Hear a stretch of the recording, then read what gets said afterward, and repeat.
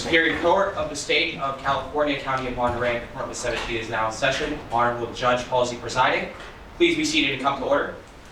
Please turn off all cell phones and refrain from talking. Good afternoon, everybody, and welcome to the final round of the 2024 mock trial. We are here in the case of the people of the state of California versus Toby Clark. And at this time, would the people like to present their legal team? I know that we have two very well-regarded and well-known legal teams representing their various sides today. And I believe from the prosecution, we have the Carmel legal team. And you can go ahead and introduce yourselves. Good afternoon, Your Honor. My name is Shayla Dutta, and along with my co-counsel, Grant Shu. Good afternoon, Your Honor. And Julius Dutta. Good afternoon, Your Honor. We represent the people in today's case.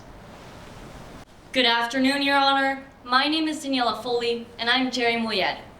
Good afternoon, Your Honor. My name is Scarlett Wennerholm, and I am Detective Nova Perrin. Good afternoon, Your Honor. My name is Brianna Suto, and I am Dr. Casey Vasquez. Good afternoon, Your Honor. My name is Julia Jackson, and I am Amari Sunshine. We are also joined by our courtroom clerk. Good afternoon, Your Honor. My name is Dylan Chor, and I'll be serving as the courtroom clerk for today's trial. I will be providing visual and verbal warnings for 2 minutes, 1 minute, 30 seconds, and stop. And finally, our coaches, Mr. Schreier. Good afternoon, Your Honor. And Ms. Morgan. Good afternoon, Your Honor. That concludes introductions from the people. Thank you very much. And with the defense team, the team of the Stevenson law firm like to introduce themselves at this time. Hello, Your Honor. My name is Maya Chavez, and I will be the defense pretrial attorney for today's case. May the trial attorneys please introduce themselves? Please. Thank you. Good afternoon, Your Honor. My name is Sophie Sperano, and I will be a defense attorney in today's case. Good afternoon, Your Honor. My name is Michael Blitch, and I'll be a defense attorney in today's case. Good afternoon, Your Honor. My name is Ryan Hubanks, and I will be a defense attorney in tonight's case. May the witnesses please introduce themselves? Yes. Good afternoon, Your Honor. My name is Alyssa Sun, and I will be playing Arian Sunshine in today's case. Good afternoon, Your Honor. My name is Nora Wilcox, and I will be playing the role of Dr. Parker Turner in today's case. Good afternoon, Your Honor. My name is Martin Wong, and I will be playing Toby Clark in today's case. Good afternoon, Your Honor. My name is Maya Tsui, and I'll be playing Nick Yang. Laura Bailiff, please introduce yourself. Good afternoon, Your Honor. My name is William Gutierrez, and I will be the bailiff in today's case. May the coaches please introduce themselves? Yes. Good afternoon, Your Honor. John Hubanks. I'm one of the attorney coaches. Good afternoon, Your Honor. It's Susan Blitch. I'm one of the attorney coaches. Thank you so much. And everybody now having introduced themselves, the court has received the motions, the motion and the response to the defense motion to suppress evidence that was derived from the geofence warrant. And at this time, since it is the defense motion, would the defense like to proceed with summarizing your arguments? Yes, Your Honor. May I proceed? You may. Maya Chavez for the defense. The defense moves to exclude all data collected from the geofence from evidence on the grounds that the warrant used was insufficiently particular and Detective Perrin had far too much discretion in its execution. The prosecution attorney will try to convince you that Detective Perrin had probable cause to retrieve the cell phone evidence of 80 individuals. But this is completely incorrect, especially when we delve into the sloppy and careless aspects of Detective Perrin's work. Detective Perrin's initial warrant for geofence was where he made his first mistake.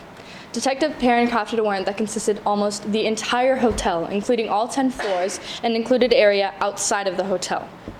Well, counsel, I think that it was perhaps intended to be a circumference, a radius of 75 feet because it is a vertical hotel that in this type of technology is going to necessitate some additional information coming from the other floors.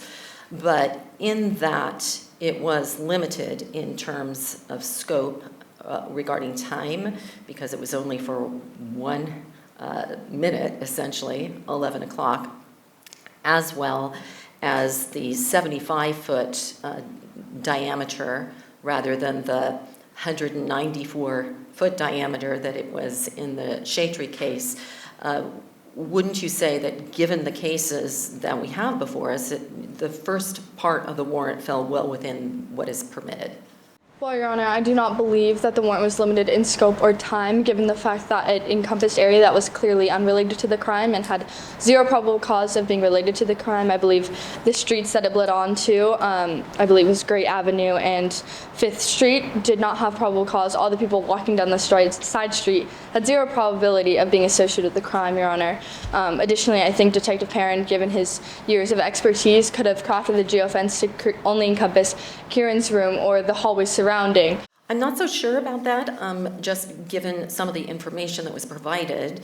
Apparently Detective Perrin, from his experience, ascertained that there is some margin of error in the technology, and that's why the detective chose to have the 75-foot diameter, which again is quite a bit smaller than in other warrants that have been deemed to be within the parameters of the Fourth Amendment. So can you point to any specific authority in your brief that supports your position? Well, Your Honor, I think that although the size of the geofence you said may be smaller than other cases, it did sweep up the information of a lot more individuals. In the U.S. versus Chartier case, as you stated, they only collected 19 cell phones, whereas ours collected 80, 20 of which came from outside of the hotel. And while the size of the geofences may differ slightly, I think ours is still overbroad in time and in scope. So you are focusing on the result, in other words, the amount of information, rather than on the scope that was defined in the warrant. I'm not sure that that is something that courts have focused on. In other words, in an area that has a much greater concentration of people, such as a hotel, wouldn't it be reasonable to expect that you are going to have a greater amount of information that is produced, even if you were trying to limit the scope? Sorry, Your Honor, I meant to say, or not necessarily. I think Detective Perrin still could have crafted the geofence to only include area inside of the hotel, and I know that a geofence can be shaped in any shape or form, not just circular. Therefore, Detective Perrin could have cut it off. So not necessarily does it only pertain to the amount of cell phones swept up, but also just the size. I don't think the streets outside of the hotel needed to be included in the geofence, nor did the opposite end of the hotel that wasn't as close to the victim's room.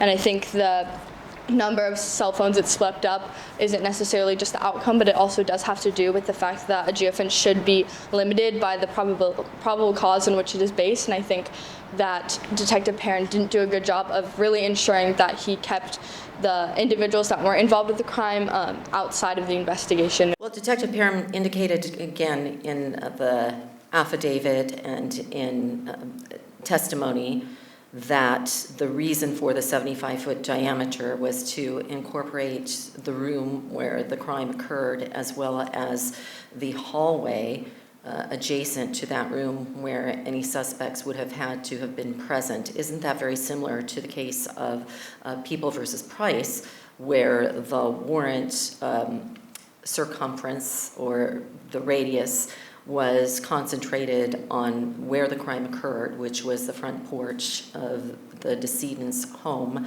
as well as the area directly in front of the decedent's residence, and two houses on either side to incorporate folks who may have come to the home. Yes, Your Honor, I think that Price versus Superior Court is distinguishable from this case, as their time period is only 22 minutes, whereas ours was expanded to 5. Additionally, their geofence only encompassed 5 cell phones, whereas ours encompassed 80. Well, I think that you're mixing a bit of apples and oranges. So the first aspect of the warrant, stage 1, so to speak, here, did result in the numbers of 80 different individuals being produced.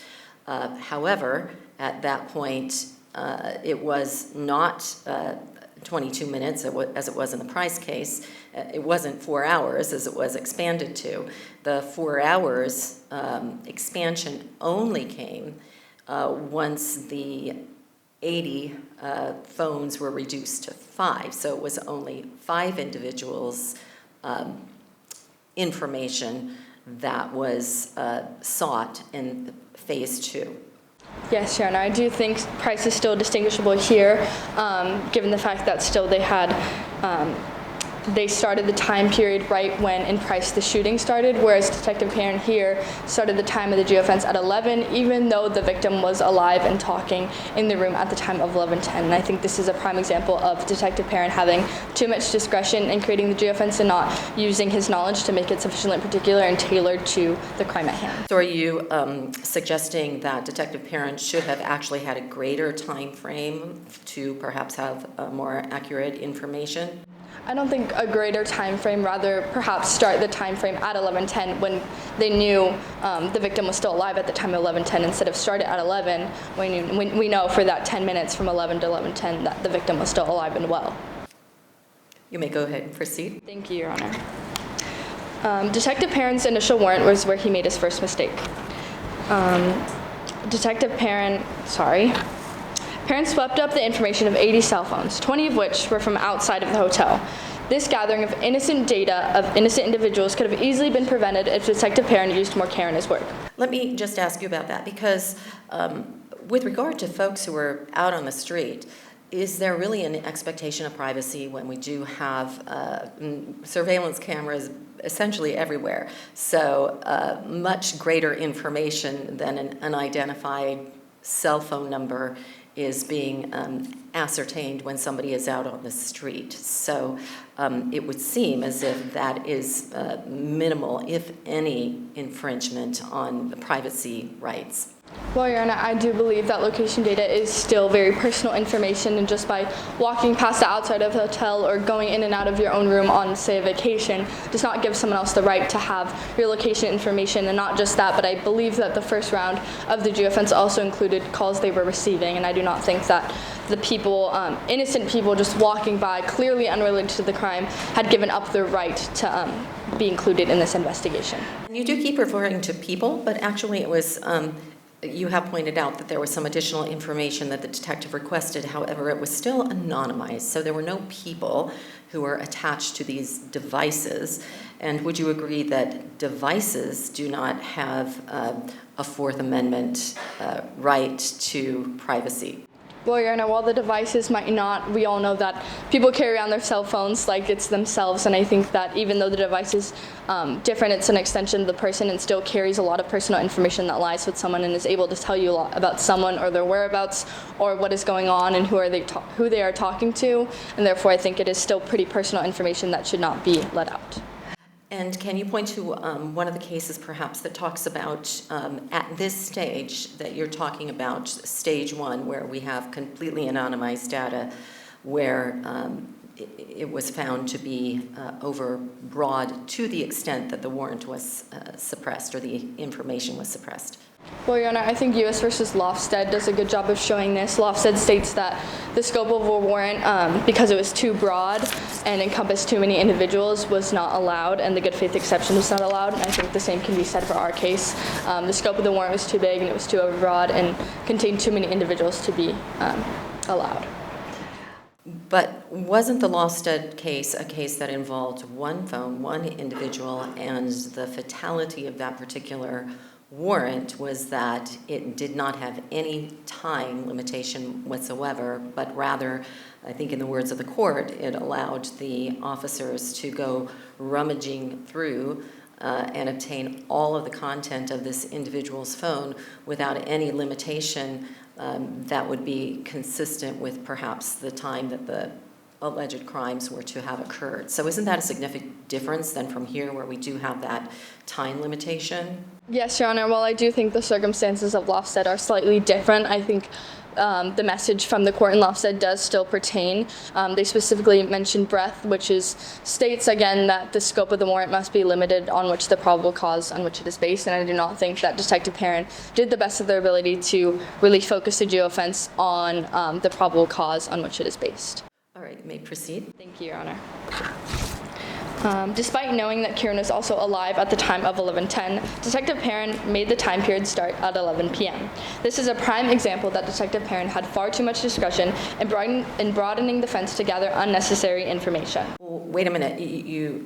I just want to make sure that I understand your argument correctly, because you said that the detective selected the time of 11 p.m., which is correct for any number of reasons.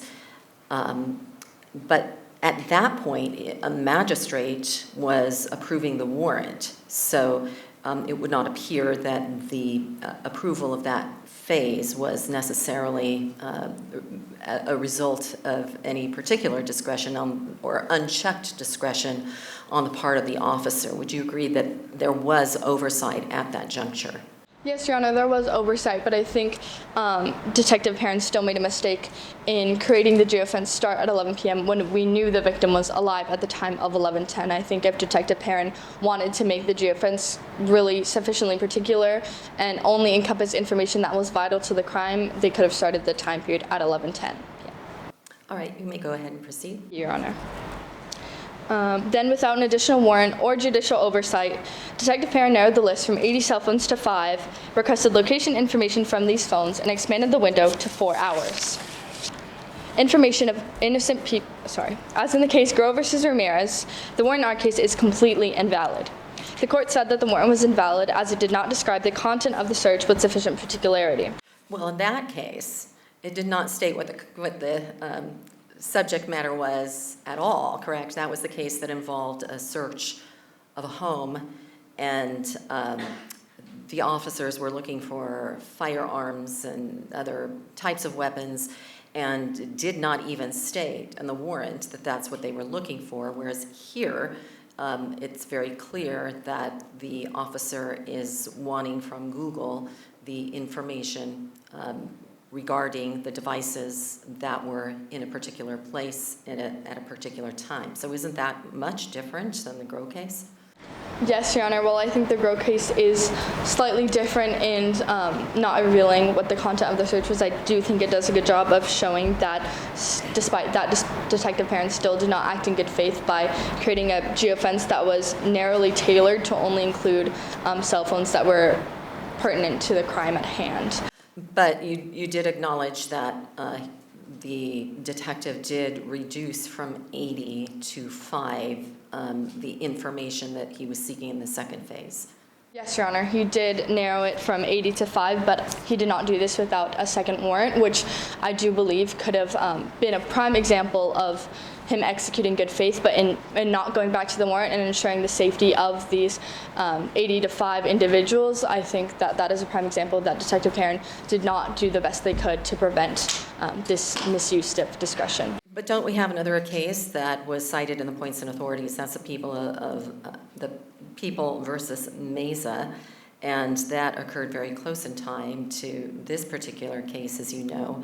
And in that case as well, the officer did not request a second warrant. As a matter of fact, the officer in the 2022 case of Chafee also did not request a second warrant. I'm not sure that there was a case that was cited that used that technique of getting a second warrant. But in any event, the courts in both of those cases did not find that there was any bad faith. Is that correct? Yes, Your Honor. While both those cases, People v. Mesa and U.S. v. Chartree, both stated that getting a second warrant or obtaining a second warrant was not necessary, they both suggested that it would be very helpful in ensuring the safety of these individuals. And I believe that given these cases before, they set a standard for what good faith looks like. And the 3 months prior, and then the other case in 2022, U.S. v. Chartree, gave Detective Perrin ample opportunity to study these cases and learn what good faith looks like and use this in his new execution during this case. But I do not think he lived up to the standards set in both of those of what good faith looks like. Didn't the court in Mesa also say that we still are in a very new area here, and despite the court in Chartree having suggested in 2022 that a second warrant be sought in 2023, April of 2023, with the Mesa case, the court did not say, hey, you should have known back in 2022, and now you can't say you didn't know any better. They still felt that the officers were acting within the parameters of good faith.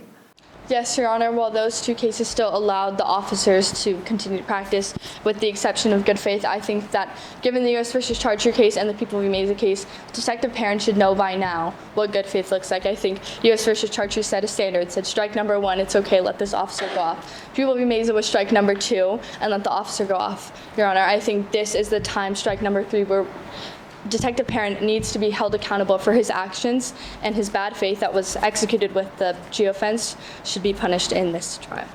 Well, I don't know that there is any aspect of the Fourth Amendment jurisprudence that talks about punishment.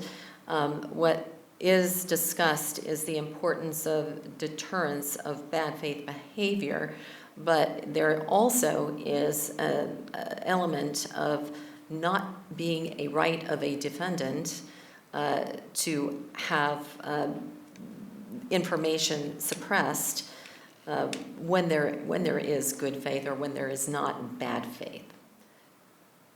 So can you speak to that or cite an authority that you feel supports your position that as to this case there was bad faith or desire to have an unfair advantage, as was discussed in the Leon case?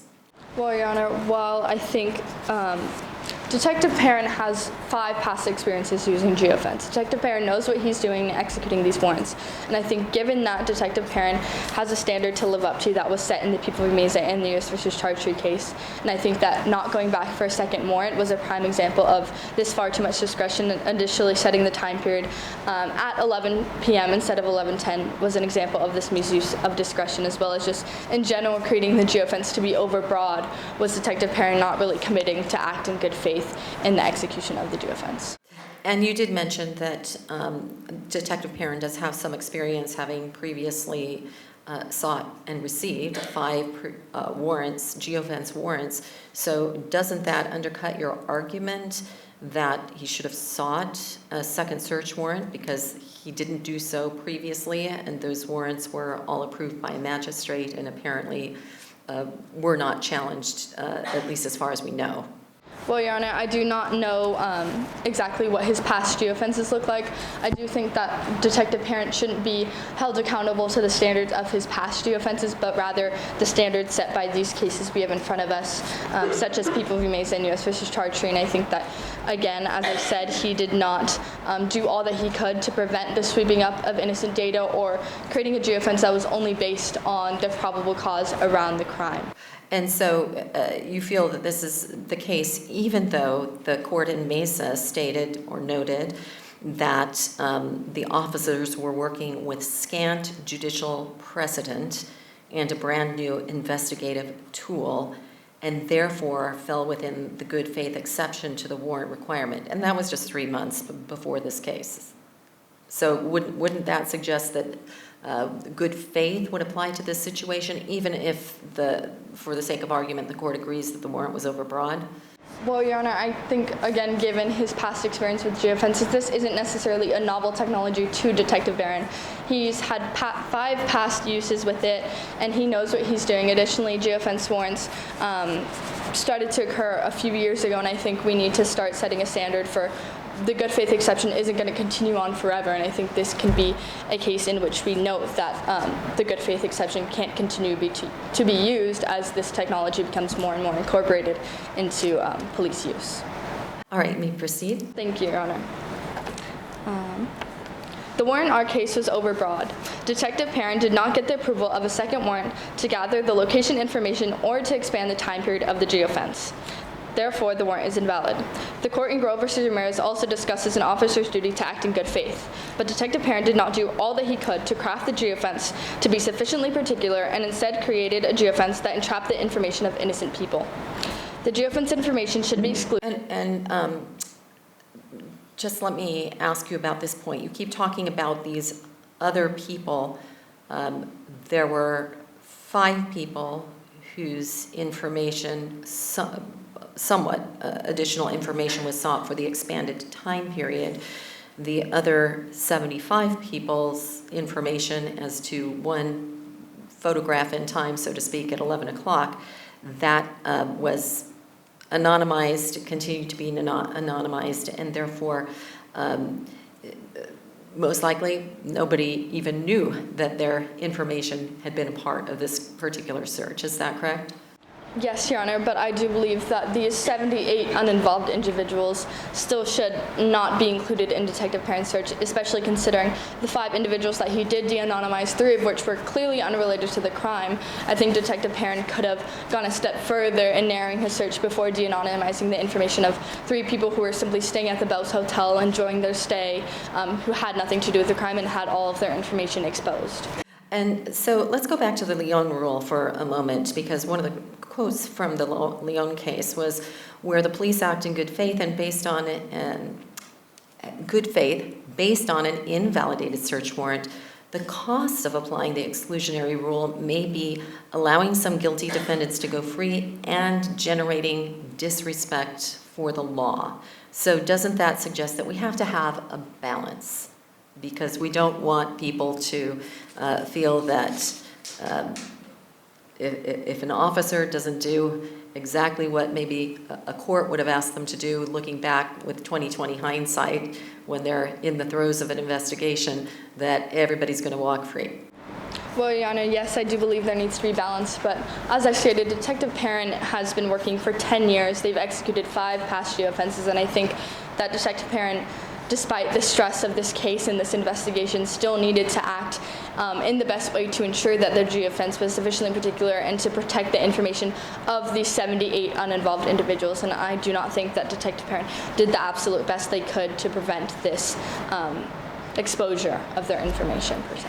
And how is this any different than, say, going back to the Shade Tree case, where the officers did use the exact same process? So there were individuals whose information may have been taken. However, what we're focused on here really is information involving your client. And certainly there was probable cause for to obtain all of the evidence vis-a-vis your client's cell phone, correct? Well, yes, Your Honor, but I'm not just concerned about Mr. Toby Clark. I'm also concerned about the people walking around the hotel that Detective Perrin had no right to incorporate their information into this investigation. I think, in general, the warrant needs to be particularized to the crime, and I do not think that Detective Perrin did that exactly. So when you talk about all these people walking around the hotel, most of them are in public areas, correct? In hallways, with the exception of those who may have been in hotel rooms. Yes, Your Honor. All right, and I believe that again, outside of the 75 who immediately were taken out of the equation, there were only 3 people who were not involved, who were on the same floor of the hotel, the 10th floor, who again were ruled out once it was ascertained that they were staying in different rooms unrelated to this offense. Yes, Your Honor. And so those are the people that you're concerned about? Yes, Your Honor. Okay, thank you. And you may proceed. Thank you. Additionally, the geofence information should be excluded due to Detective Perrin's lack of good faith. 2 minutes. Additionally, in U.S. v. Lofsted, the court stated that general warrants are unconstitutional. As in our case, Detective Perrin's warrant was insufficiently specific given the large overbroad fence. The court in Lofsted specifically mentions the importance of breadth, which requires the scope of warrant to be limited by the probable cause on which the warrant is based. Considering breadth alone, the warrant should be revoked as it included passerbys outside of the hotel, people who have zero probable cause of being associated with the crime whatsoever. The court in People v. Meza, a state case decided 3 months before ours, determined that although an officer's warrant was sufficiently particular, they had too much discretion in carrying it out. The court in People v. Meza said that the geofence is too broad to be supported by probable cause given the amount of people it pinged within the fence. The court was concerned about the potential sweeping up of the location data of uninvolved individuals. But, counsel, as you indicated, I believe that that was primarily at the second stage where the search was expanded, and in the Meza case as well, the court did find that the officers were acting in good faith. So you go back to that there may not have been probable cause for every one of the 75 people to be considered as a suspect in the crime, but the court is not that certain that that is the standard that is set forth in these cases. Rather, it is probable cause to believe that the information necessary to the investigation will be found within the scope of that of search that the warrant is requesting. Yes, Your Honor. I do believe, though, that People v. Meza still states this as they are concerned about the potential sweeping up of the location data of uninvolved individuals. And this case was 3 months before our case, which gave Detective Perrin ample time to study this and really ensured that they would not sweep up the location data or de-anonymized information of uninvolved personnel, yet they still did this in creating or gathering the information of these 3 uninvolved people who were simply going in and out of their own hotel room and had nothing to do with the crime. And although People v. Meza doesn't necessarily rule on this, and as they use the good faith exception, I think they do set a standard for what good faith looks like and encourage that the good faith exception, as in Chartree says, be used less and less. And I think this case should be a prime example of the good faith exception not continuing to be used. Going back to Leon, the point was made in that case that even where officers could have done a better job,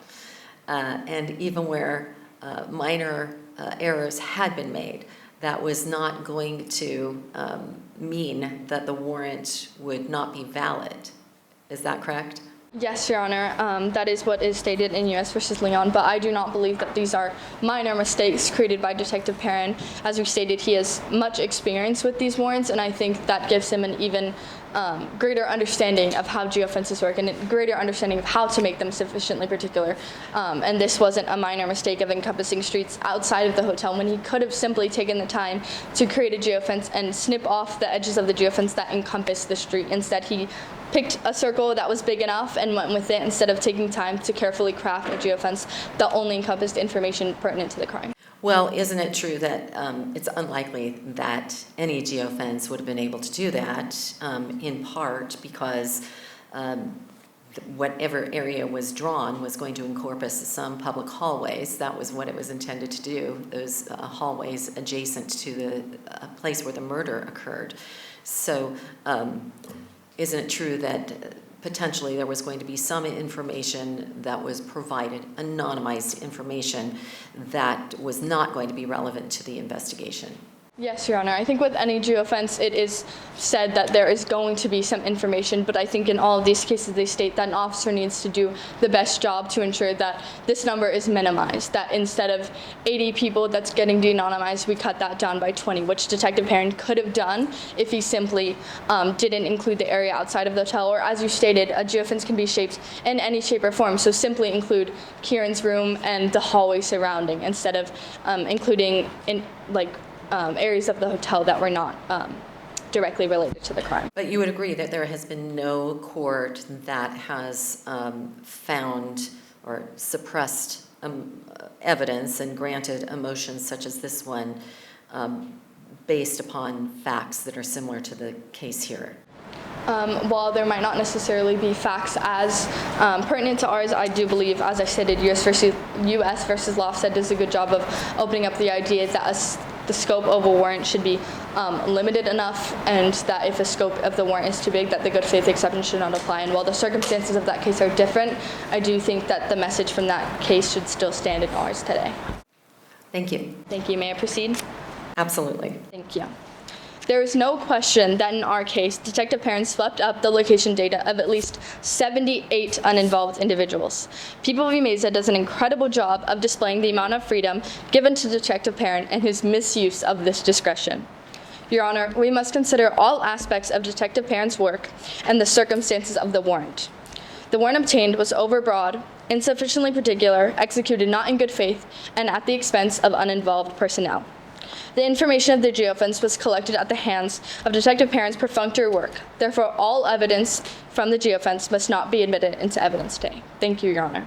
Thank you. And would you like to present the summary of your argument, counsel? Before I proceed, may I have a moment to set up an enlargement of Exhibit A? Please.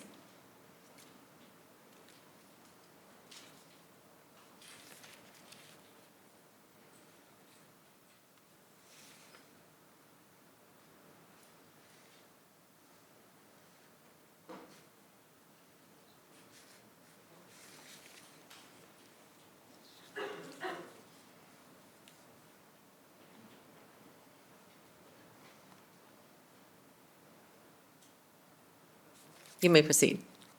Julius Dutta, for the people. May it please the court.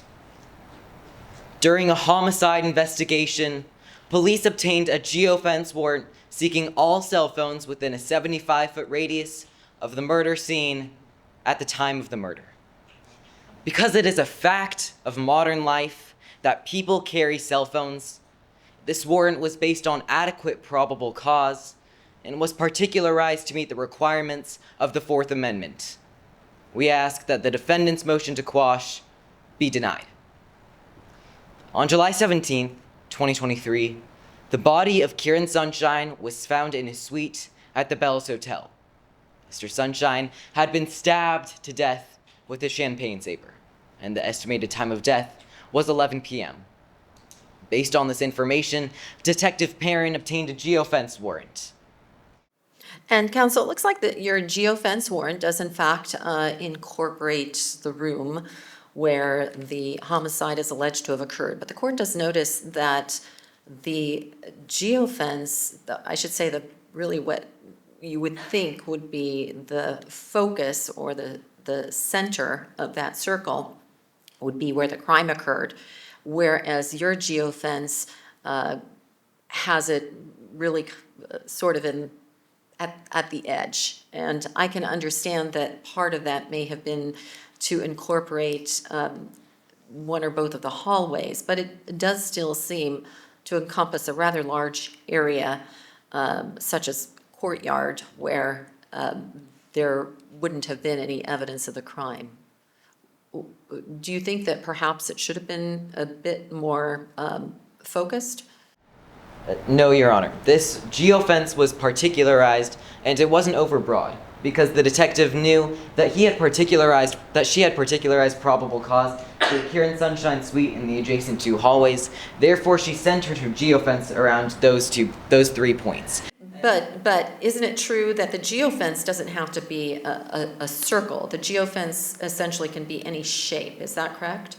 Yes, Your Honor. So then why not just focus on those two hallways without drawing the geofence such that it does incorporate areas on the streets and the courtyards and, again, all of these other areas? That seems to be somewhat gratuitous, doesn't it?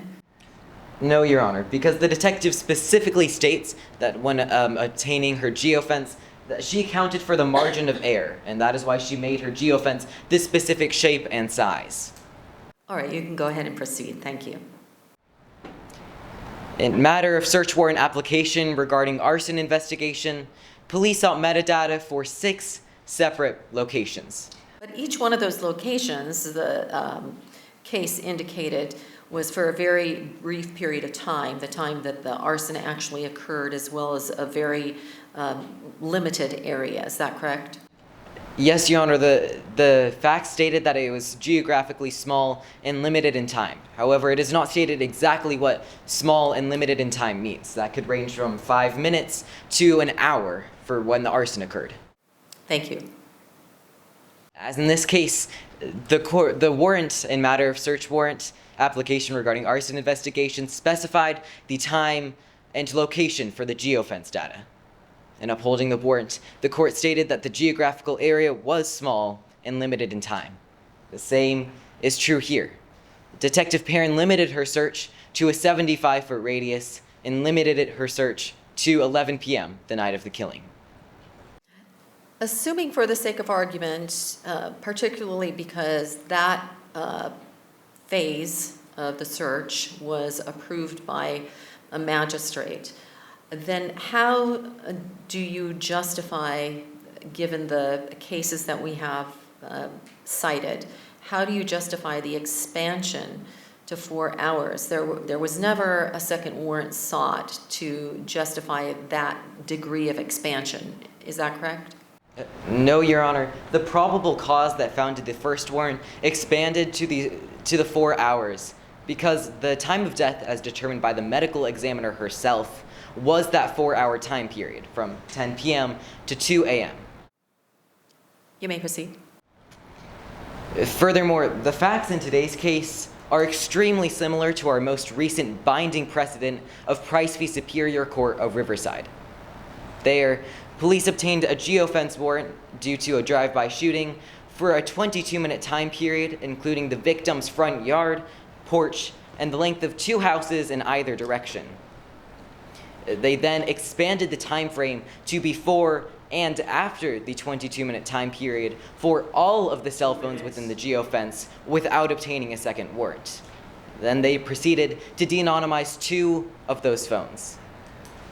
Court understands all of that, but let's move on to the notion that there may not have been a good faith here, given the fact that that courts, including the Mesa Court and the Chatry Court, have strongly suggested that a second warrant would be advisable and preferable in a situation like this. Yes, Your Honor. The detective did not find it necessary to obtain a second warrant because she thought that the probable cause that founded the first warrant extended to the ability to de-anonymize the 5 individuals. Well, isn't that the same argument, perhaps, that was used in Mesa and Chatry? Yes, Your Honor, and both of those courts upheld the good faith exception, partially because of scant judicial precedent. That fact still holds today. People v. Meza was decided a mere 3 months before the detective obtained and executed this geofence warrant. But in the case of in the Chatry case, the court noted specifically the legality of the geofence warrants was unclear overall, and even though the detective acted in good faith, the court, quote, nonetheless strongly cautions that this exception may not carry the day in the future if the government is to employ these geofence warrants. Isn't that a very strong and clear indication that officers moving forward should get a second warrant, especially when getting de-anonymized data? Your Honor, that is purely circumstantial. In today's case, the probable cause that somebody had to go into Kieran Sunshine's suite and physically stab him shows that the detective should have had the ability to de-anonymize the information of people who were near the suite. The good faith exception should apply because even though 3 of those people were not connected to this case, the detective took care to make sure that even the court today doesn't know the identifying information of those 3 individuals. Well, the court may not know it because it was kept confidential, but the officers knew it, the detective knew it, and so the court's question here is the information was de-anonymized after the detective already knew that the individuals with those devices had not been anywhere near the victim's room. Isn't that correct? It had already been established that they were moving in and out of another room that was near hallway B and sometimes even outside of the geofence range. Isn't that correct? Yes, Your Honor. Some of them went outside the geofence's range. However, the geofence does not account for vertical positioning, so the detective needed to use a margin of error. He believed that these phones were close enough to Kieran Sunshine's suite to be able to have gone in and stabbed him. Thank you. You may proceed. Furthermore, Your Honor, the detective in today's case had successfully obtained 5 prior geofence warrants, and these were all approved by different magistrates. This goes to show that there was no police misconduct. Well, I wouldn't necessarily say that because the magistrates had no information or no control over what the officer did after they approved the warrants, correct? They approved the warrants that they saw for the limited time and the geofence, but they did not approve getting the de-anonymized data, correct? And they did not approve expanding to 4 hours the time frame. Your Honor, we can look to the case of Price v. Superior Court of Riverside for that. This is our most recent binding precedent, and there police not only expanded the time frame, they expanded the time frame for all of the cell phones within the geofence, as well as de-anonymized the information of 2. They took all of this action without obtaining a second warrant. The court nonetheless still held that not only the original warrant was valid, but also that the detective was acting in good faith while executing it. Detective Perrin in today's case took care to reduce the number of phones when he expanded the warrant to only he thought who were viable to have gone into Kieran Sunshine's suite. And isn't it true, though, in the Price case that where the court clearly sanctioned what the officers had done in all three phases, that only 2 of the devices were de-anonymized, and that was the device of the victim in the case and the device of the suspect, the defendant. Yes, Your Honor. That is extremely analogous to today's case, where there were originally 80 phones, and the detective took care to only de-anonymize the 5 he thought were the most likely to have been able to go into Kieran Sunshine's suite. Thank you. You may proceed. In the case of United States versus Chaudhry, during a bank robbery investigation, police obtained a geofence warrant with a 300-meter diameter. A federal court held that this was overbroad and thus invalid.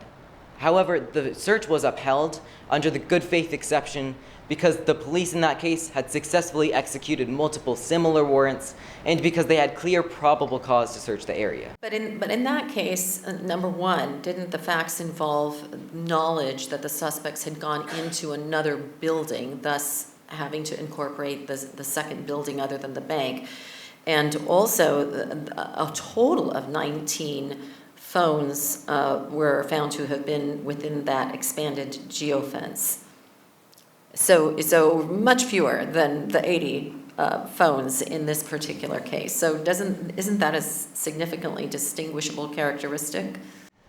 No, Your Honor. As the court said, the results of the geofence warrant aren't necessarily used to evaluate the validity of the warrant. The detective could not have known who or how many phones he would have captured by this geofence warrant. Just as the warrant in Chaudhry, the police didn't know what they would have captured with that geofence warrant. That is actually why the geofence warrants are obtained in the first place, is to see who was in that specific area. Thank you.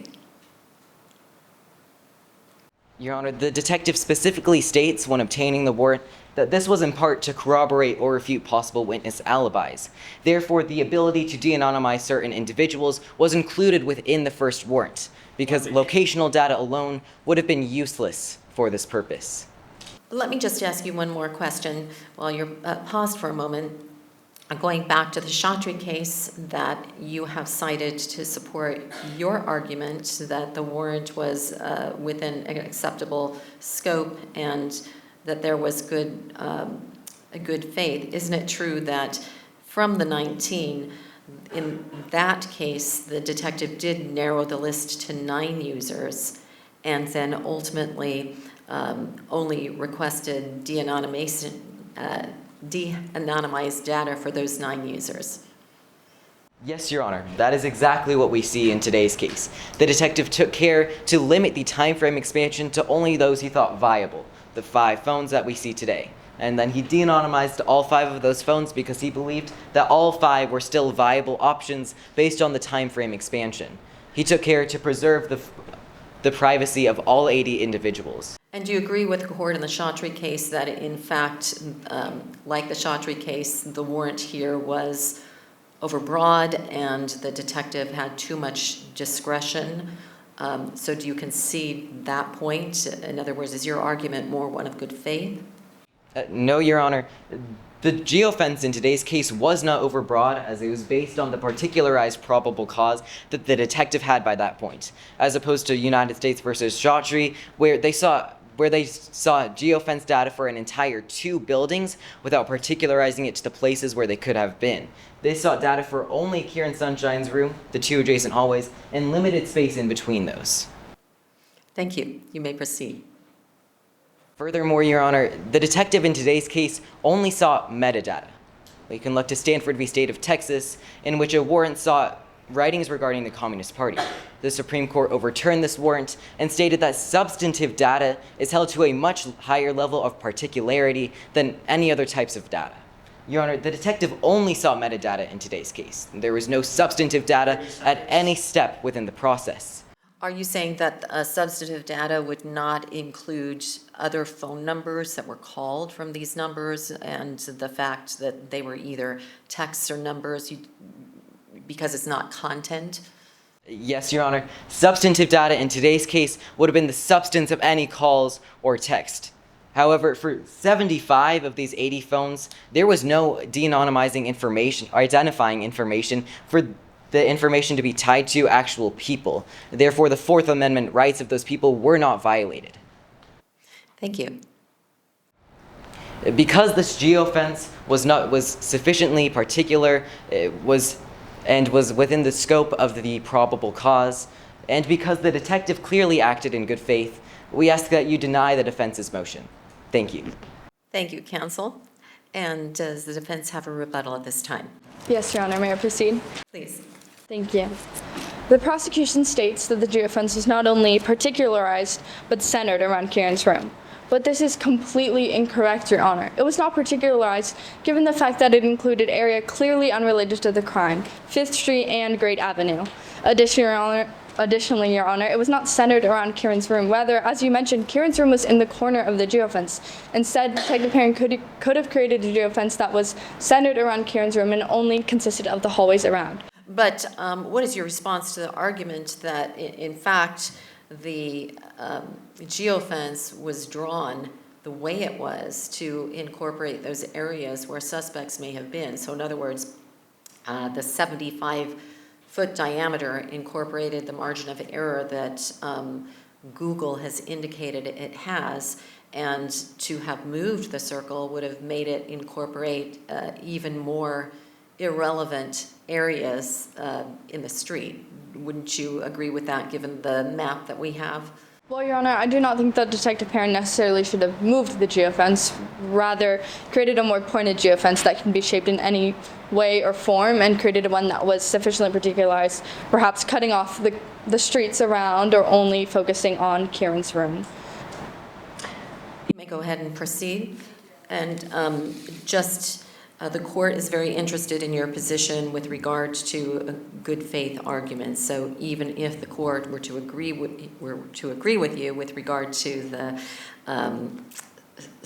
overly broad scope of the warrant, what about the good faith argument, given that the court just months earlier in the Mesa case found that there was good faith in a very similar set of facts? Yes, Your Honor.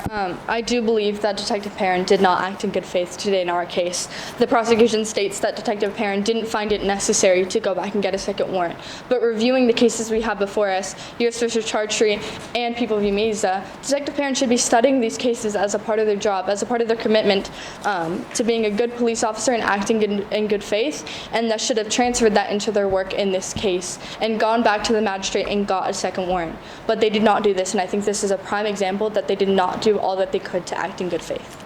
But you would agree, the police officers are multitasking, they're not attorneys, so they're not necessarily going to be as fluent in all of the recent cases as an attorney would.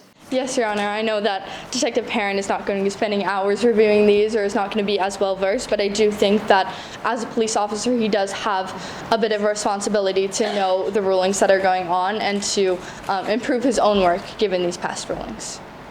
You may proceed. Thank you. Additionally, the prosecution mentions the arson case, but this is completely different from our case, as there are multiple geofences that were small and limited in time. And the prosecution states these small and limited in time periods as 5 minutes to 1 hour. Then how would our 4-hour period be considered small and limited in time? It would not. Therefore, we know that the geofence created was overbroad and executed not in good faith by Detective Perrin, Your Honor. Detective Perrin should have gotten back to go get a warrant. He should have created a geofence that was more... Let me just ask you, counsel, are you aware of how big those areas were? Because I believe that counsel's response to the court's question in that regard was that we don't have in the information before us how great those 6 areas were, and it was 6 areas that they got information about. Yes, Your Honor. Well, it was 6 different areas, and we do not know the exact parameters. The court or the case law does state that they were small and limited in time, and I do not believe that our geofence given is small or limited in time, given that it was expanded to 4 hours. And what's the objective standard to determine that when your opposing counsel is saying it is small, the area that we have, and you're saying it's not small? Where do we find within our case library what the correct definition of small is? Well, Your Honor, I think U.S. v. Lofstad does a good job of showing this. There might not be certain parameters of how many feet or how many hours is small and limited, but it does state that the scope of a warrant should be limited by the probable cause on which it is based. And I think that Detective Perrin did not create the geofence to be limited by the probable cause surrounding ours. But you would agree that really not even with regards to the defendant's phone, as far as we're aware, was there anywhere near the amount of data seeking that there was in the case that you cited, because that case involved essentially going in and getting all of the information from the defendant's phone. All content. Here there's really no content other than location data that was ascertained. Is that correct? Yes, Your Honor, that is correct, but I think still using the ideas behind Lofstad, and additionally a lot of the cases we have in front of us do not have as big of a time period as ours, going from 4 hours, and even when we go into the second stage of the warrant and go into the 5 phones, I think that is still very important to note that 3 of those phones had nothing to do with the crime. As you stated, or as opposing counsel stated, Price, they de-anonymized 2, which is still very different from ours, which de-anonymized 5, 3 of which were unrelated to the crime. In Price, they only de-anonymized the information of the victim and the defendant. And I think ours is distinguishable here because 3 of the people who were simply walking around the hotel, their information was exposed due to this investigation that they had no part of. Thank you. You may proceed. Thank you, Your Honor. In conclusion, Your Honor, Detective Perrin did not do all that they could to act in good faith. They did not create appointed and sufficiently particular geofence. They did not return to the magistrate to do all that they could to protect the information of these uninvolved personnel. But the standard really is not somebody doing all that they could and being perfect, again, in hindsight, looking back 2020. The standard articulated in Leon was even where there are minor transgressions, the exclusionary rule would not apply because that is intended to deter, suppose, intentional bad police conduct. And you've talked a lot about negligence, but I didn't hear you say anywhere that officers were trying deliberately to unlawfully rifle through people's personal information. Well, Your Honor, I do think one example of Detective Perrin not acting in good faith is starting the time period of the offense at 11 p.m., even though he knew that the victim was alive at the time of 11:10, and also was given the previous information that Toby Clark was walking around at 11 p.m. I think instead of starting the geofence pointedly at 11:10, knowing that the victim was alive at that time, Detective Perrin chose to start the geofence at the time of 11, knowing that they had previous information that could have tied that information to. I mean, we're actually splitting hairs here, aren't we? We're talking minutes, and somebody just isn't dead right away. In other words, at 11 o'clock, it's reasonable to assume that there would be somebody in the area where the ultimate homicide occurred. Isn't that fair? Especially for an officer who may be trying to limit the scope of the warrant. Well, Your Honor, yes, I do think it is a few minutes, but I do think if Detective Perrin was trying to limit the scope of the warrant, they would have started at the last point in time when they knew the victim was alive. Thank you. Thank you, Your Honor. In conclusion, we request that you exclude all evidence from the geofence from this case today. Thank you. Thank you so much, counsel. And do you have a rebuttal as well from the people?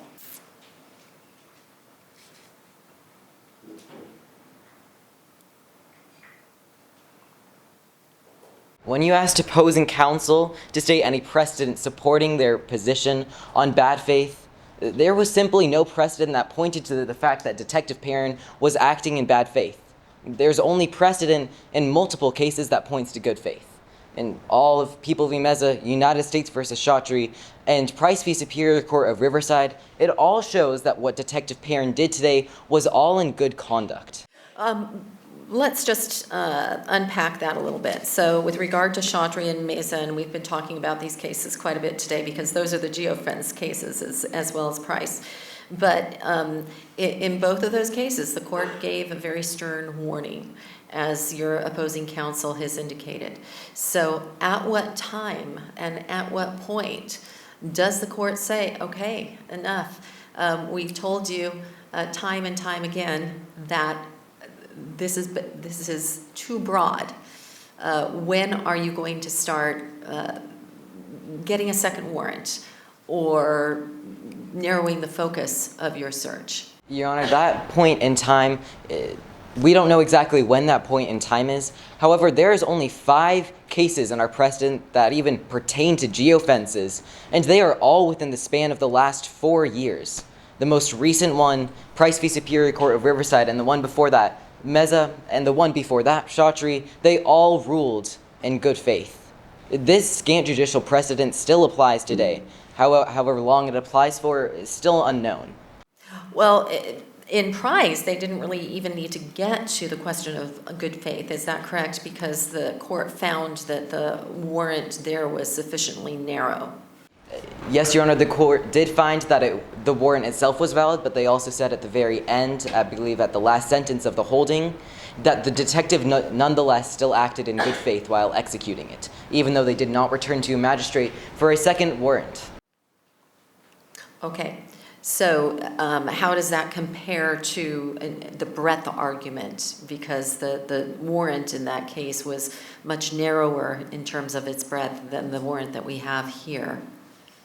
Yes, Your Honor, the breadth in Price v. Superior Court of Riverside, it was much narrower because they knew exactly where the crime had occurred, exactly where the perpetrator was, and exactly when the crime had occurred. Isn't that exactly what we have here? We have somebody who was killed in a room, so we know where the crime happened, and we know where the perpetrator must have been because there was only one door in and one door out, and it was the same door, so it was probably even more narrow than a home with a porch on a street, which is where the crime in Price occurred. So wouldn't it have made sense to have at least as narrow a geofence in the current case as there was in the Price case? No, Your Honor, because the time of death was a 4-hour period, so the 4-hour period held.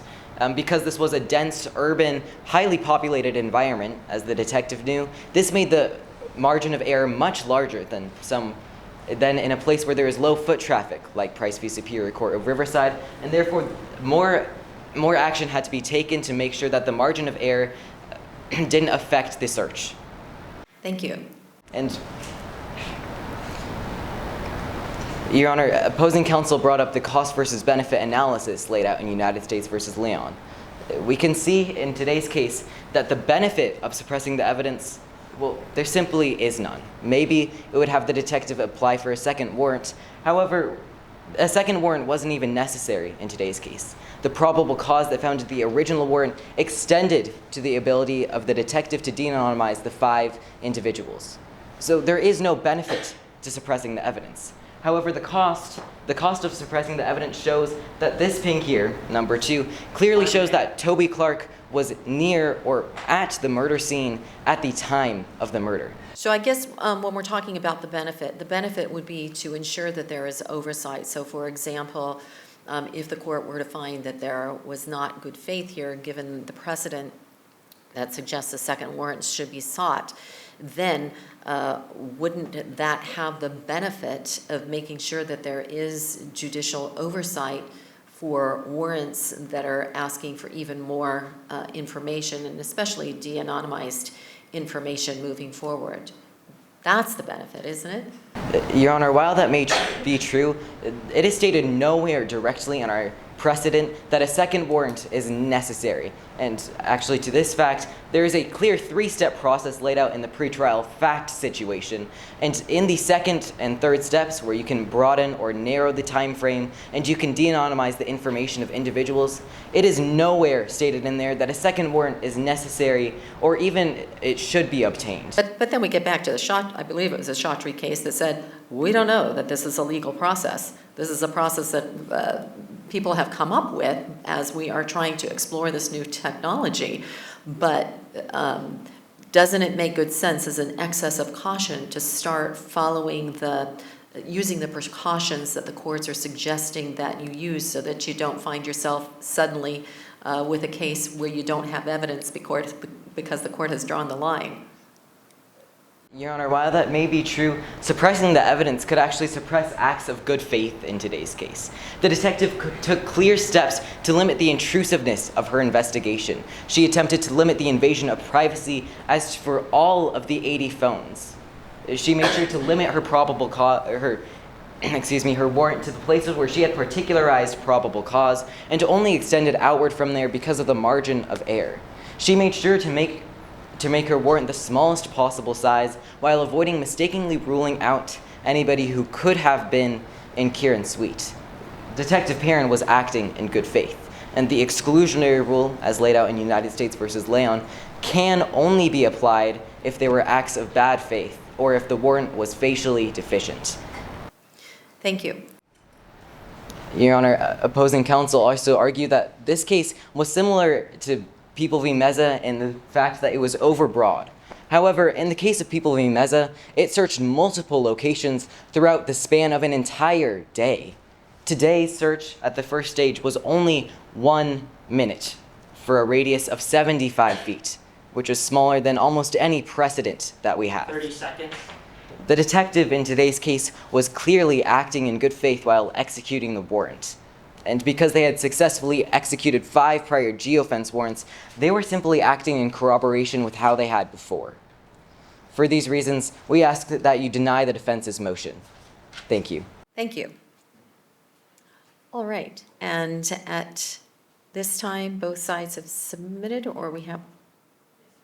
Okay, very well. And does either side wish to consult with their team or their team captains? Yes, Your Honor. Under the 30-second rule.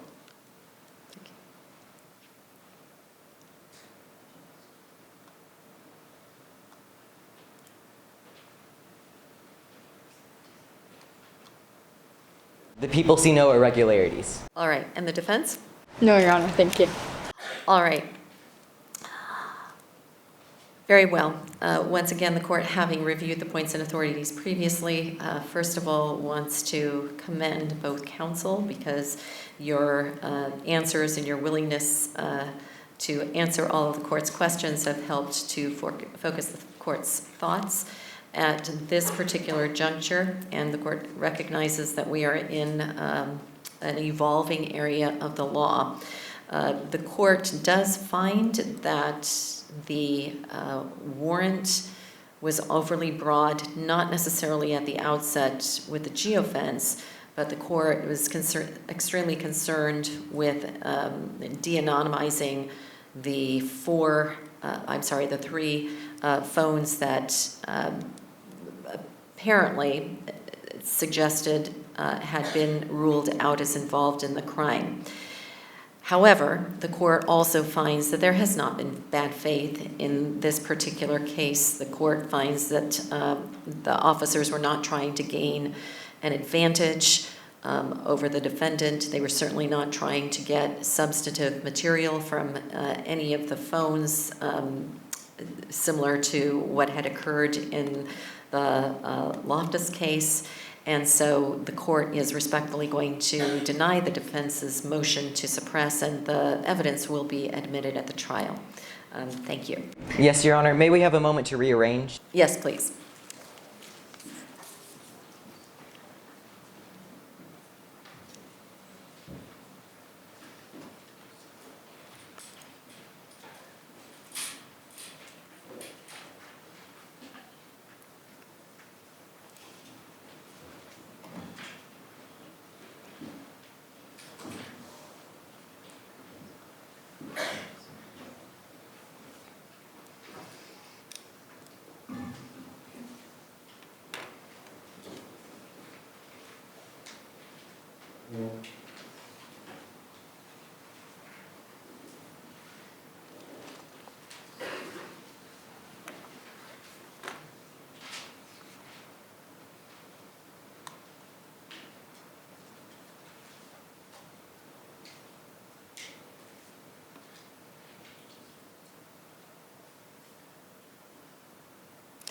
All right, once again, we are here in the case of the people of the state of California versus Toby Clark, who is present with his legal team from Stevenson, and the people are represented by their legal team from Carmel High School.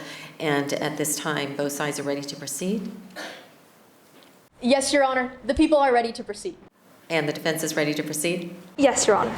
All right, and do the people have any exhibits that they would like to introduce first? Yes, Your Honor. We ask that exhibits A through G be marked for identification. All right, no objection from the defense? None, Your Honor. All right. We'd ask that the bailiff place an exhibit binder at the witness stand that opposing counsel has pre-approved for convenience during the trial. Very well, no objection from the defense?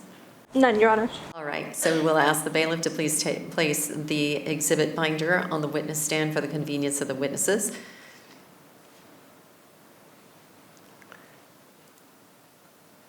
Any further exhibits?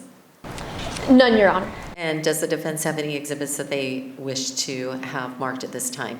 Not at this time, Your Honor. All right, very well. Then the people may proceed with their opening statement. Your Honor, prior to proceeding, we ask that all witnesses be constructively sequestered, barring the defendant. Yes, absolutely. All witnesses will be excluded, so if there are any witnesses in the courtroom who will be testifying, they may kindly step outside of the courtroom until they are called. Your Honor, to clarify, we are asking for constructive sequestration, which means they are allowed to be in the courtroom. However, they cannot testify to other testimony heard during the trial. Very well. And the defense agrees with that process? Yes, Your Honor. All right, very well. All witnesses are instructed not to discuss their testimony until the cause has been concluded. Thank you. And you may proceed.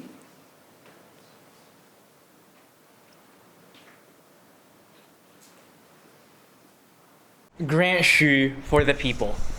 May it please the court. It's July 16th, 2023. Kieran Sunshine, the CEO of Sunshine Medical Components, and Toby Clark, the defendant, are arguing. They're arguing because Mr. Sunshine intends to tell the board of SMC that the defendant concealed problems with Forever Flex, the company's new joint replacement technology. If he does so, the defendant will lose his job, his law license, and even his freedom. That was a risk the defendant couldn't take. So he killed Kieran Sunshine. As a result, the people have charged the defendant with first-degree murder.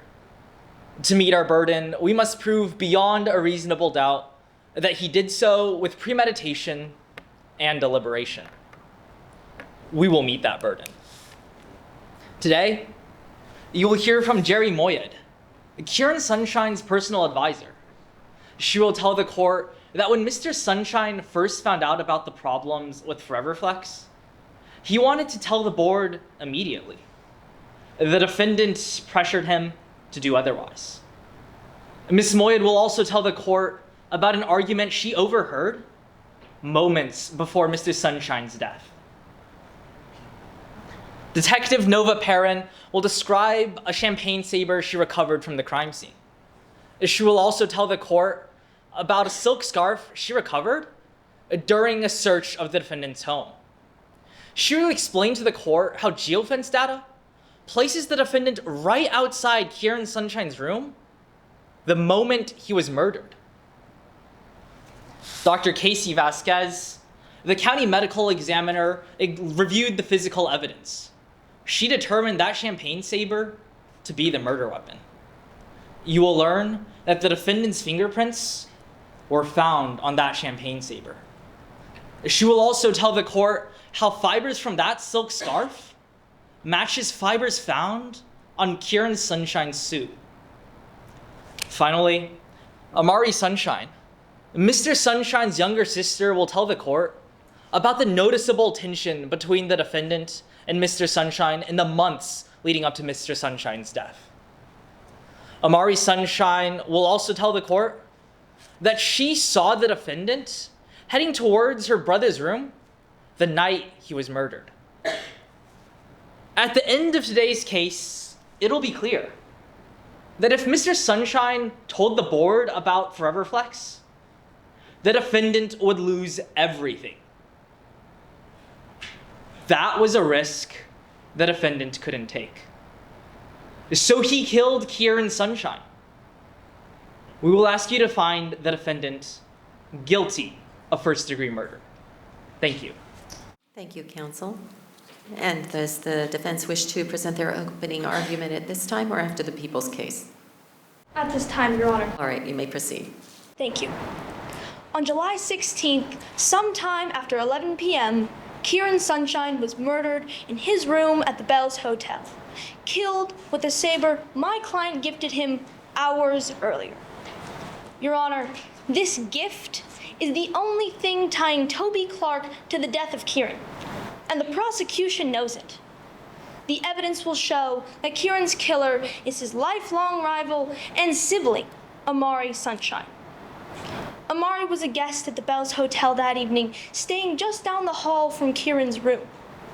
After killing Kieran, Amari, a gifted and malicious schemer, framed Toby Clark for the murder. Your Honor, the prosecution's case is merely grasping at straws, and their hands have come up empty, with unreliable witnesses and physical evidence that points nowhere near my client. Although Detective Pren, early in her investigation, rightfully focused on Amari as a suspect, she got sidetracked after interviewing Amari and prematurely eliminated Amari as a person of interest. As for the fingerprint evidence, Toby Clark left prints on the saber handle because he had literally held it when giving it to Kieran as a gift. The evidence will show the government cannot account for the other prints found on the saber, nor can the government refute the fact or the possibility that the killer wore gloves.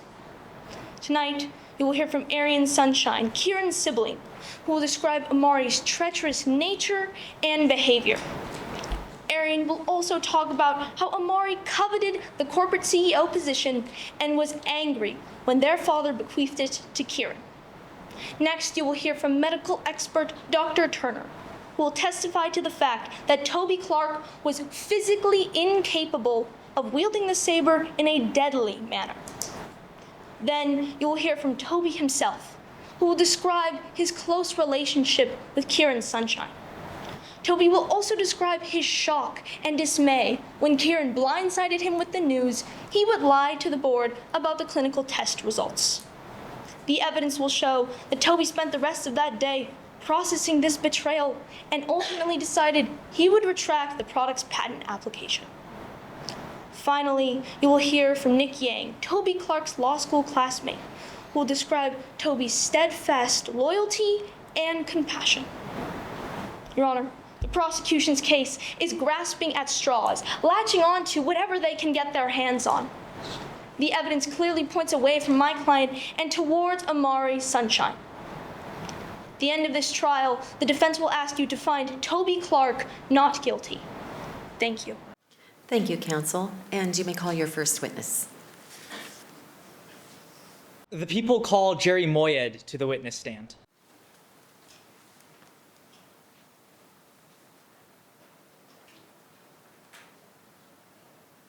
Please raise your right hand. Do you solemnly affirm that the testimony you are about to give will faithfully and truthfully conform to the facts and rules of the mock trial competition? I do. Please state your first and last name and spell your last for the record. My name is Jerry Moya, Moayed. Thank you. You may be seated.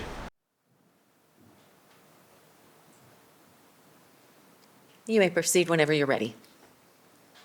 Good afternoon, Miss Moyed. Good afternoon. What do you do for a living? I'm a holistic wellness coach and a former personal advisor to Kieran Sunshine. What was your relationship with Mr. Sunshine like?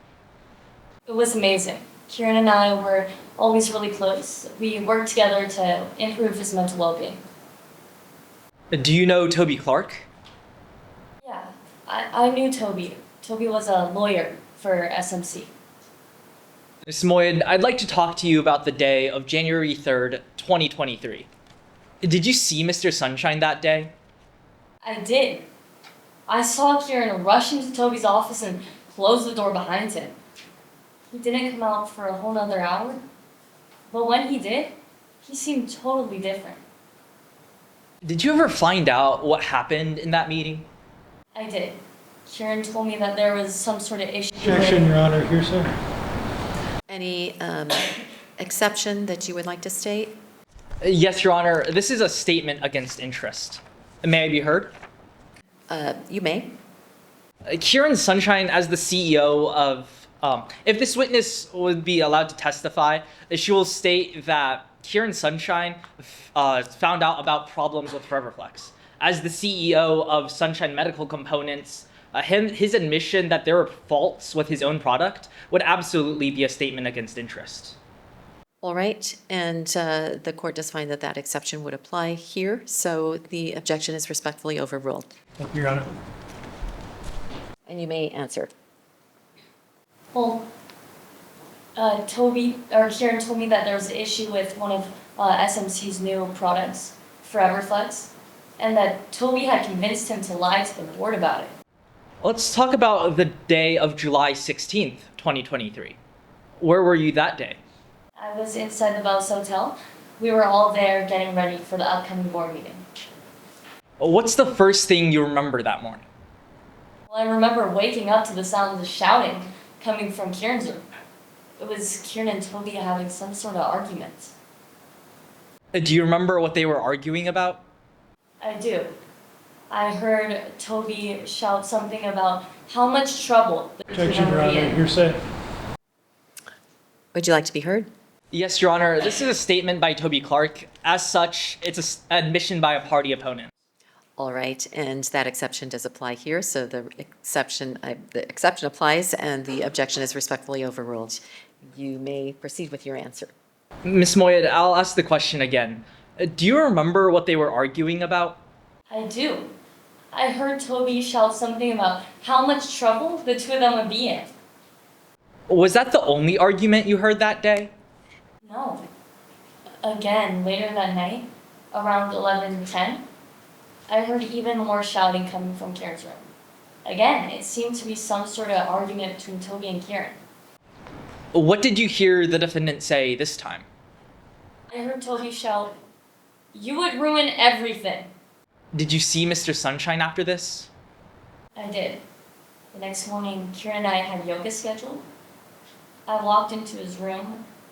I saw him lying there on the floor in a pool of his own blood. Thank you, Ms. Moyed. Your Honor, I have no further questions at this time. Thank you, counsel. Cross-examination. Yes, Your Honor.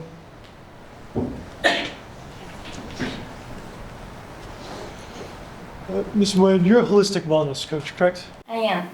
And you got your job at SMC as a holistic wellness coach? Yes, about 5 years ago. Okay. And in order to apply for this job, you had to submit an application with a resume, correct? Yes. And on this resume, you stated that you had a credential from a well-known holistic health college, right? Yes, on my application, I said I had this degree that I didn't have. So I told Kieran 6 months into the job. But you lied on your application. Yes, at first. All right. Now, you were good friends with Karen, right? Yes. In fact, you had a deep friendship. Yes, we were working on his mental health. You were his personal coach for 5 years. Yes. Now, you were not friends with Toby Clark, were you? No, we weren't as close. I didn't work as closely with Toby. You didn't trust Toby Clark, did you? I can't say that I did. You thought he was an obstacle to Kieran's healing process, right? Yes. In fact, is it true that Toby Clark frequently mocked your entire profession? Well, he called my job all that woo-woo stuff, if that's what you're referring to. All right. Let's move to the night of July 16th. Now, you heard some voices coming from the other room around 11 p.m., right? Yes, it was some shouting. Okay, and you couldn't hear the voices as well as you could earlier that day, right? They were slightly muffled, but it seemed to be an argument between Toby and Kieran. You weren't sure that it was Toby Clark then, correct? I couldn't be 100% sure, but it definitely sounded like him. At no point during this time did you hear somebody cry out in pain, correct? No, I heard lots of shouting though. At no point did you hear somebody fall to the floor, right? No, I didn't hear any commotion, just shouting and yelling. So at no point did you feel the need to call the police, right? No. And at no point did you feel the need to even call hotel security, correct? No, I just thought it was another one of Toby and Kieran's arguments. So you just took your shower and went to bed? Yes, after that, I took my shower and went to bed until the next morning. All right, just a couple more questions. Now, on the morning of July 17th, after you had witnessed Kieran's body and were walking in the hallway, you saw a blue latex glove in the trash can, correct? Yes, I saw this glove in the trash can by the elevators. And you told Detective Perrin about this glove? Yes, I mentioned it. Thank you. No further questions, Your Honor. And at this time, any redirect? No redirect, Your Honor. May this witness be excused? Yes, by the defense as well? Yes, Your Honor. All right, thank you very much. You may be excused, and you may call your next witness. The people call Detective Nova Perrin to the witness stand.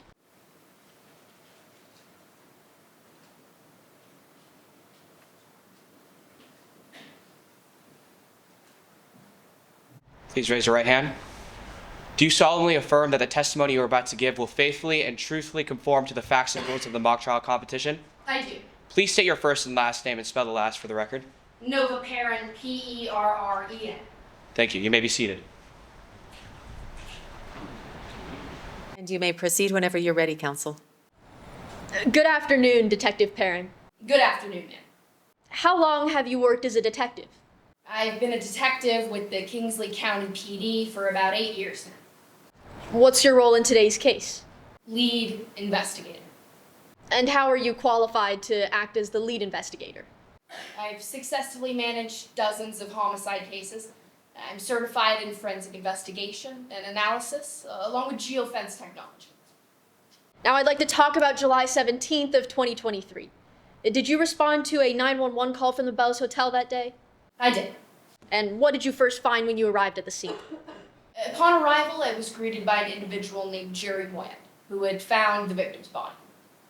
Did you examine that body? Yes, ma'am.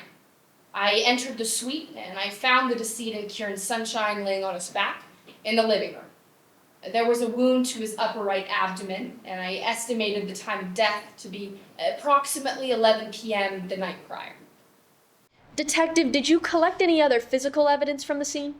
I did. I seized a champagne saber and recovered 5 red and blue silk fibers from the decedent's suit sleeve. Would you please turn to what's been marked for identification as Exhibit F in the binder in front of you? I have it here. Do you recognize this? I do, ma'am. This is the saber I found at the crime scene. The people offer Exhibit F into evidence. Any objection? No objection, Your Honor. Exhibit F is admitted at this time. Detective, what did you observe in your examination of this saber? I noticed that the blade is 13 inches long, approximately 6 of which is covered in blood. I also lifted 2 sets of fingerprints from the hilt of the saber. Were you able to identify who those sets of fingerprints belonged to? Yes, ma'am. By fingerprinting all witnesses in today's case, as well as comparing the fingerprints to the National Fingerprint Database, I matched the first set to an individual named Toby Clark. Would you recognize Toby Clark if you saw them in court today? Yes, ma'am. He's sitting at the end of defense counsel's table, wearing a black blazer. Identifying the defendant for the record. What about that second set of fingerprints you mentioned? Ma'am, they didn't match any witnesses in today's case, or anyone in the National Fingerprint Database. So what's the next step that you took in your investigation? At this point, I named Amari Sunshine as a person of interest, and Toby Clark as a suspect. Were you able to rule out either of these individuals? Yes, ma'am. Eventually, I ruled out Amari Sunshine as a person of interest. And how did you go about doing that? Well, according to the geofence, Amari Sunshine's phone pinged nowhere in the location, as well as the forensic investigation did not lead me to think that Amari Sunshine was any way involved, including eyewitness testimony. Did you investigate the defendant further? Yes, ma'am. I applied for a search warrant, and I discovered a red and blue silk scarf in his home. You mentioned earlier a geofence. Would you please explain what a geofence is? Yes, ma'am. It's a virtual boundary that accounts for all cell phone activity within a given point at a certain time. Did you use a geofence in today's case? Yes, ma'am. What did you learn from the geofence data? The defendant was at or near the scene of the crime at the estimated time of death. Did you also conduct any interviews of note? Yes, ma'am. In which 2 witnesses placed the defendant at the scene of the crime at about 11 p.m. So, to be absolutely clear, was the champagne saber the only piece of evidence that connected the defendant to this murder? No, ma'am. Now, did you end up making an arrest in today's case? Yes. I executed an arrest warrant and took the defendant into custody on August 3rd, 2023. Thank you. Your Honor, I have no further questions. Thank you. Cross-examination. Yes, Your Honor.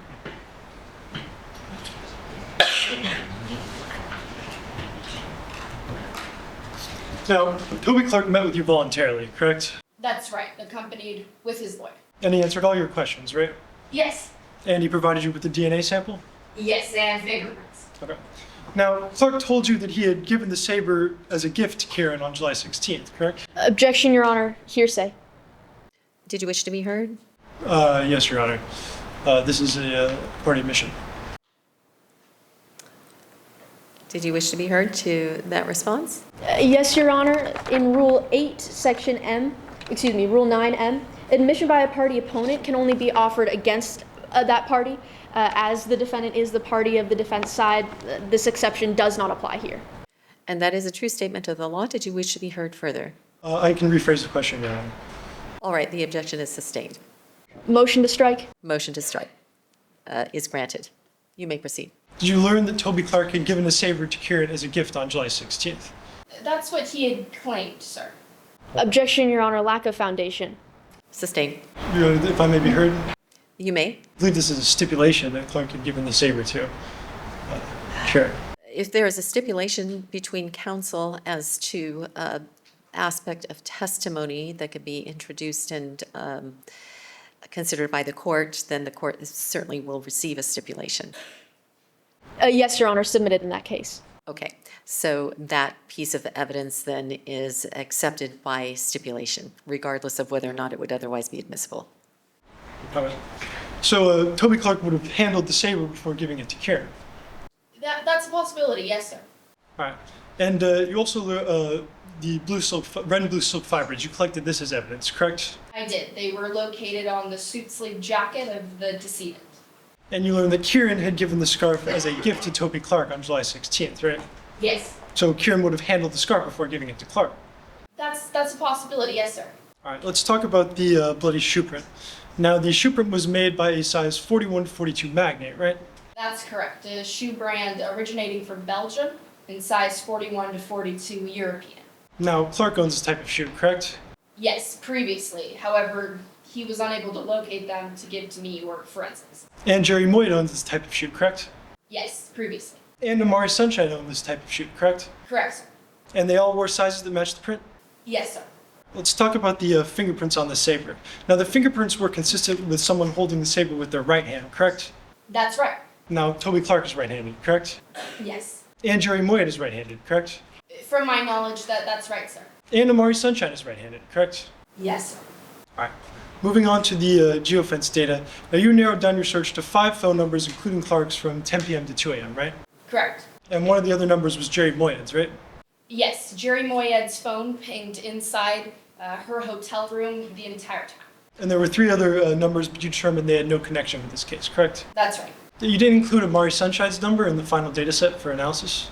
No, because their phone did not ping in the proximity. Now, Amari claimed to have been in her room at 11 p.m. when she allegedly saw Toby Clark walking down the hallway, right? Yes, sir. And when you drew your geofence data, you did not draw it to include Amari Sunshine's room, correct? No. So you wanted to use geofence data to look at Toby Clark's alibi, but you chose not to use it to look at Amari's. I didn't exclusively do it because Amari Sunshine wasn't in it. I did it in proximity to the crime scene at the estimated time of death, which would aid in my investigation, sir. Now, you knew that Amari Sunshine was originally a person of interest in this case, correct? Yes. And you formed that opinion after learning that Amari stood to inherit Kieran's 30% share in the event of Kieran's death, correct? Objection, Your Honor. Lack of foundation. Would you like to respond? No, Your Honor. All right, then the objection is sustained. You may lay a foundation if you would like. Okay. In your interviews, did you learn that Amari stood to inherit Kieran's 30% share in the event of Kieran's death? Objection, Your Honor. This question calls for hearsay. Any exception? No, Your Honor. All right, then that objection is sustained. All right. So, you see here today, you cannot tell the court what the geofence data shows for Amari's location between 10 p.m. and 2 a.m., the time frame of the murder. Is that correct?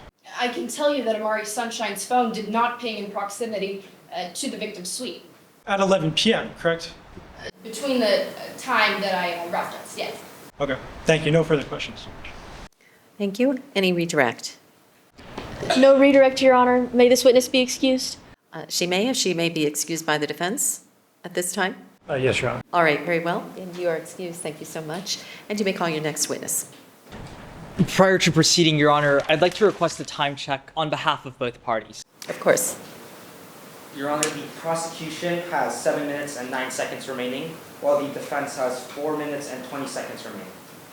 All right, thank you. Your Honor, may I set up an enlargement of Exhibit F? This has already been admitted into evidence. You may.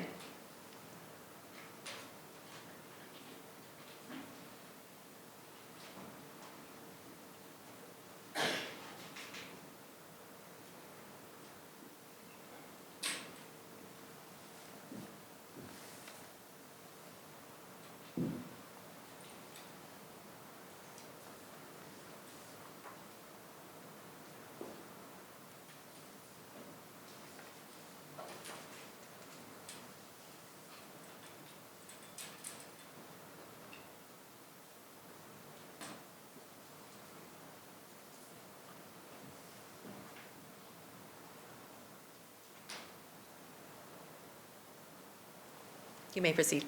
The people call Dr. Casey Vasquez to the witness stand.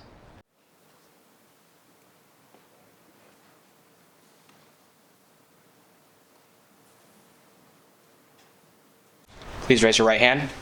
Do you solemnly affirm that the testimony you are about to give will faithfully and truthfully conform to the facts and rules of the mock trial competition? I do.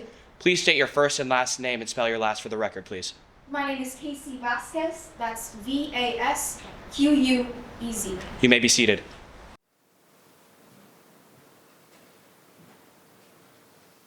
And you may proceed whenever you're ready.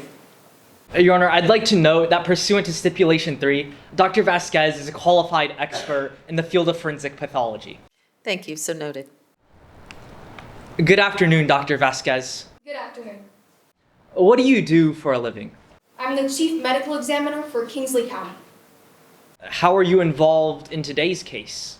I reviewed all of the forensic evidence pertaining to this case, as well as Dr. Turner's report, and I conducted a post-mortem examination on Kieran Sunshine. Let's talk about that autopsy. What did you determine the cause of death to be? Kieran Sunshine died of uncontrolled hemorrhaging, resulting from a stab wound to his upper right abdomen. What caused that stab wound? A champagne saber found on scene. I determined it matched both notching in the ribs as well as microscopic edges of the lacerations. Let's talk about that champagne saber. Your Honor, may this witness step down to make use of the enlargement? She may.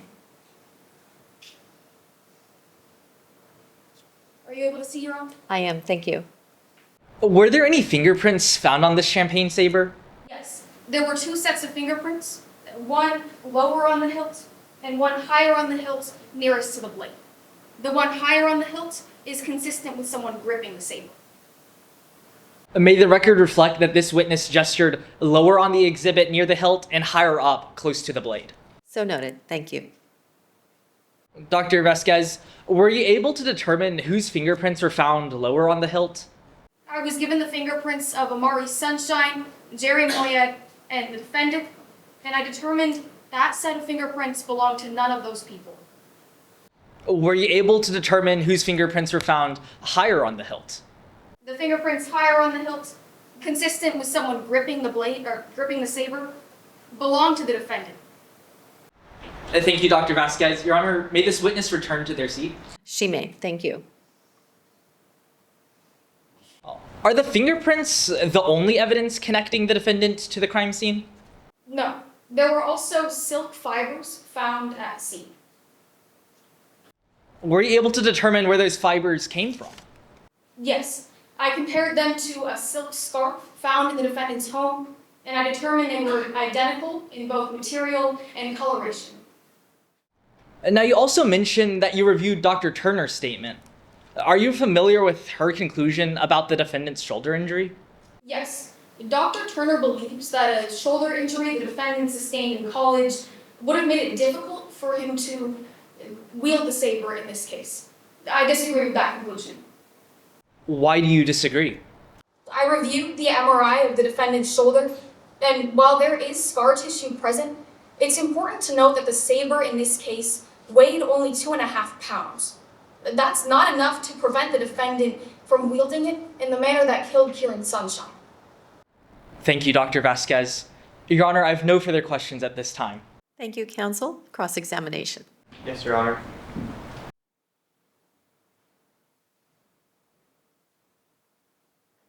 Good afternoon, Dr. Vasquez. Good afternoon. You examined the champagne saber in this case, correct? I did. And you would agree that there were multiple sets of fingerprints on the saber? Yes, that's true. Now, one of these fingerprints belonged to Toby Clark, right?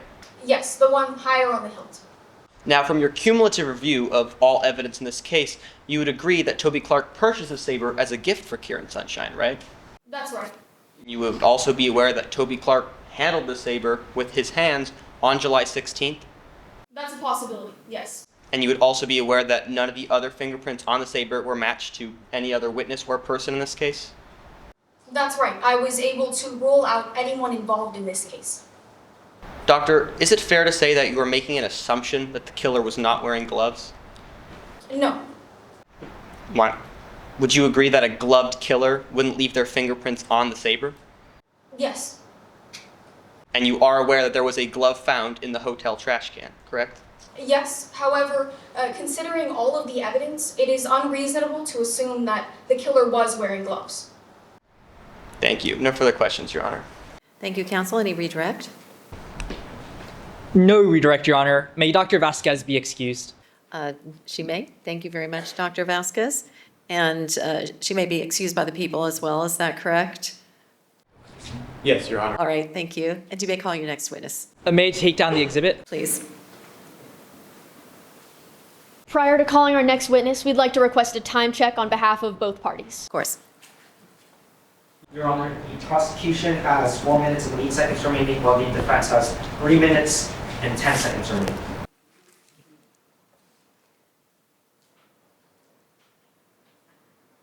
The people call Dr. Amari Sunshine to the witness stand.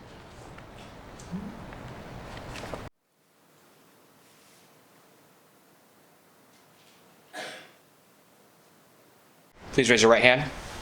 Do you solemnly affirm that the testimony you are about to give will faithfully and truthfully conform to the facts and rules of the mock trial competition? I do. Please state your first and last name and spell your last for the record, please. Amari Sunshine, that's Sunshine. You may be seated.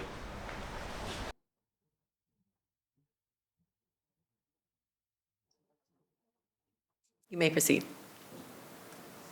Good afternoon, Dr. Sunshine. Good afternoon. What do you do for a living? I was the Vice President of Research and Development at Sunshine Medical Components, my family's business. But now, I'm CEO.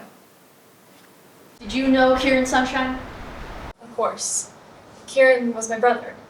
We used to work together. Do you know the defendant, Toby Clark? Yes. He was the in-house legal counsel for my family's business. What did you observe of the relationship between the defendant and your brother? They were close friends. I almost never saw them apart. Doctor, did that ever change? It did. After a meeting they had on January 3rd of 2023. Did you see either of them on January 3rd? I did. I saw Kieran storm into Toby's office carrying a stack of papers. He shut the blinds, and when he came out an hour later, he looked really stressed. So what was it that changed about their relationship after that meeting? Well, Toby and Kieran just didn't seem to talk to each other anymore. And Kieran acted hostile to pretty much everyone I saw him interact with. I'd like to talk about July 16th of 2023. Where were you that day? I was at the Bell's Hotel. Toby and Kieran were hosting a big IPO announcement for SMC on the 17th. I didn't think we needed to do it at a big, fancy hotel, but that's just me. Did you notice anything unusual that evening? I did, actually. Around 11 p.m., I heard loud voices that sounded like they were coming from the hallway. Did you investigate that noise? I did. I opened up my door in the hallway to see if anyone was out there, but all I saw was Toby rounding a corner at the end of the hallway. Well, if the defendant was at the end of the hallway, how did you know it was him? I mean, I've worked with him for several years. Do you know what hallway the defendant was turning into? The north hallway. Dr. Sunshine, had you ever been in the north hallway before? Yes. My brother Kieran's suite was in the north hallway. Was your brother staying in the north hallway the night of July 16th? He was. Doctor, did you ever see your brother again after July 16th? No. Never. He was killed that night. Thank you. Your Honor, I have no further questions. Thank you. Cross-examination. Yes, Your Honor. Now, you and your father were at odds over SMC when he died, right? I wouldn't say we were at odds over SMC, but rather my interests. And you say that this is why he chose Kieran to be CEO and not you? Objection, Your Honor. Hearsay? Would you like to be heard? Yes, Your Honor. This was the witness's own statement. So long as it's the witness's own statement, would you agree? Go ahead. Would you like to be heard? Is it a prior out-of-court statement? Yes, Your Honor. This is a prior out-of-court statement being quoted directly from this witness's statement. It's still an out-of-court statement being used in court for the truth of the matter, regardless of the fact that the declarant is on the stand. Are you seeking to admit this testimony and the statement for the truth of the matter or for a non-hearsay purpose? For a non-hearsay purpose, Your Honor. And can you articulate that purpose? Yes. Now, you and your father were at odds over SMC, and you believe this is why he chose Kieran to be CEO, and not you. Correct? I'm still going to sustain the objection. You may rephrase if you'd like. All right, Your Honor. Now, you didn't like how Kieran ran the company, right? We had our differences. And in your statement, you say that Kieran and Toby were inseparable, correct? Objection, Your Honor. Hearsay.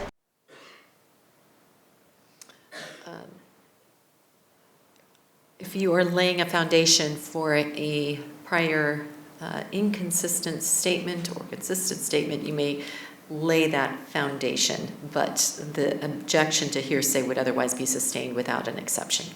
May I lay a foundation, Your Honor? You may. Now, Kieran wouldn't speak with you in the months leading up to July 17th, correct? I wouldn't say that. In fact, he told you to butt out when you asked about the Forever Flex test results. He did say that, yes. And now you didn't like how Kieran ran the company, correct? We had our different ideas on how to continue my father's legacy at SMC. And you even disapproved of having the board meeting at an expensive hotel, right? Well, I thought the conference room we had at SMC would be just fine, but Kieran said he wanted to impress new shareholders. And when Kieran died, you inherited all his corporate shares, correct? Yes, that's correct. You became the majority shareholder? I did.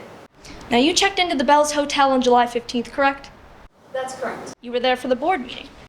Yes. You had a room on the 10th floor? I did, that's correct. The same floor that Kieran was staying on? Yes, it was. And you were in your suite alone that day, correct? I'm sorry, what day is that? On July 16th. On July 16th, I had visited Kieran in his suite, but then I returned to my suite for the rest of the day. And you met Kieran in his suite and you saw his room layout, correct? Yes, I did. You saw a saber on the fireplace mantle? I did. And you went back to your room? Yes, that's correct. And you were in your suite alone all day, preparing for the board meeting? Yes, I had work to do for the board meeting. And you were in your suite at 11 p.m.? Yes, I was, until I heard loud voices coming from the hallway, I believed. Yes, it was around this time that you saw someone in the hotel hallway, correct?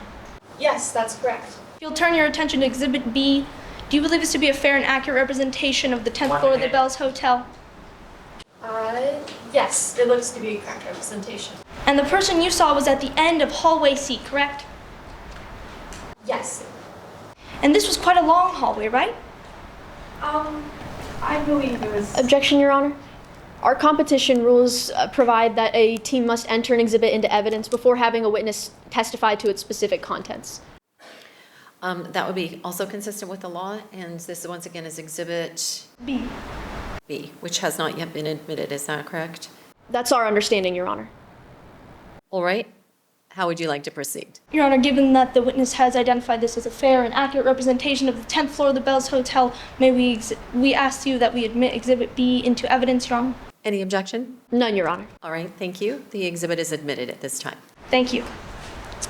And the person you believe to be Toby Clark was seen at the end of hallway C, correct? Yes, that's correct. And this was, again, quite a long hallway.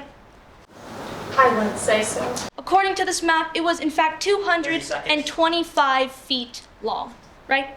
I'm not sure of the exact number. But still, even though it was quite a long hallway, you believe the person at the end of this hallway to be Toby Clark, correct? Yes, that's correct. And you were alone when you saw this person? I was. Thank you, Your Honor. I have no further questions. Thank you. Anything further? Yes, Your Honor, redirect? Yes.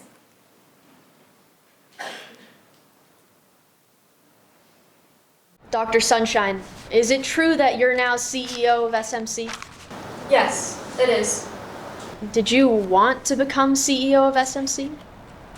Not particularly. My interest have always lied with science, not business. I actually have a PhD in biomedical engineering. Doctor, did you kill your brother in order to become CEO of SMC? No. I loved Kieran. I did not kill him. I couldn't ever do something like that. Thank you. Your Honor, I have no further questions. May Dr. Sunshine be excused. She may be excused by the defense? Yes, Your Honor. All right, you may be excused. Thank you. And the people rest. People rest at this time. Any evidence from the defense? Exhibit B, Your Honor.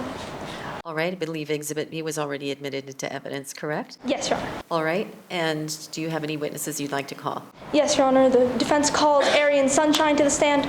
All right, Arian Sunshine.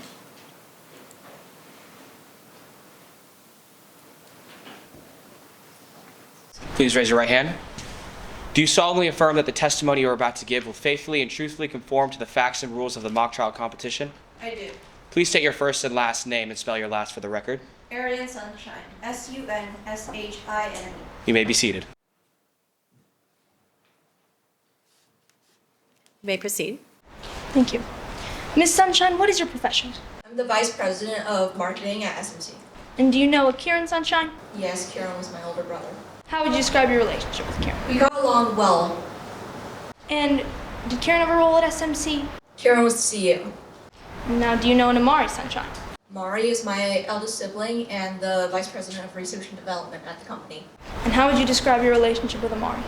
We got along moderately well throughout our lives.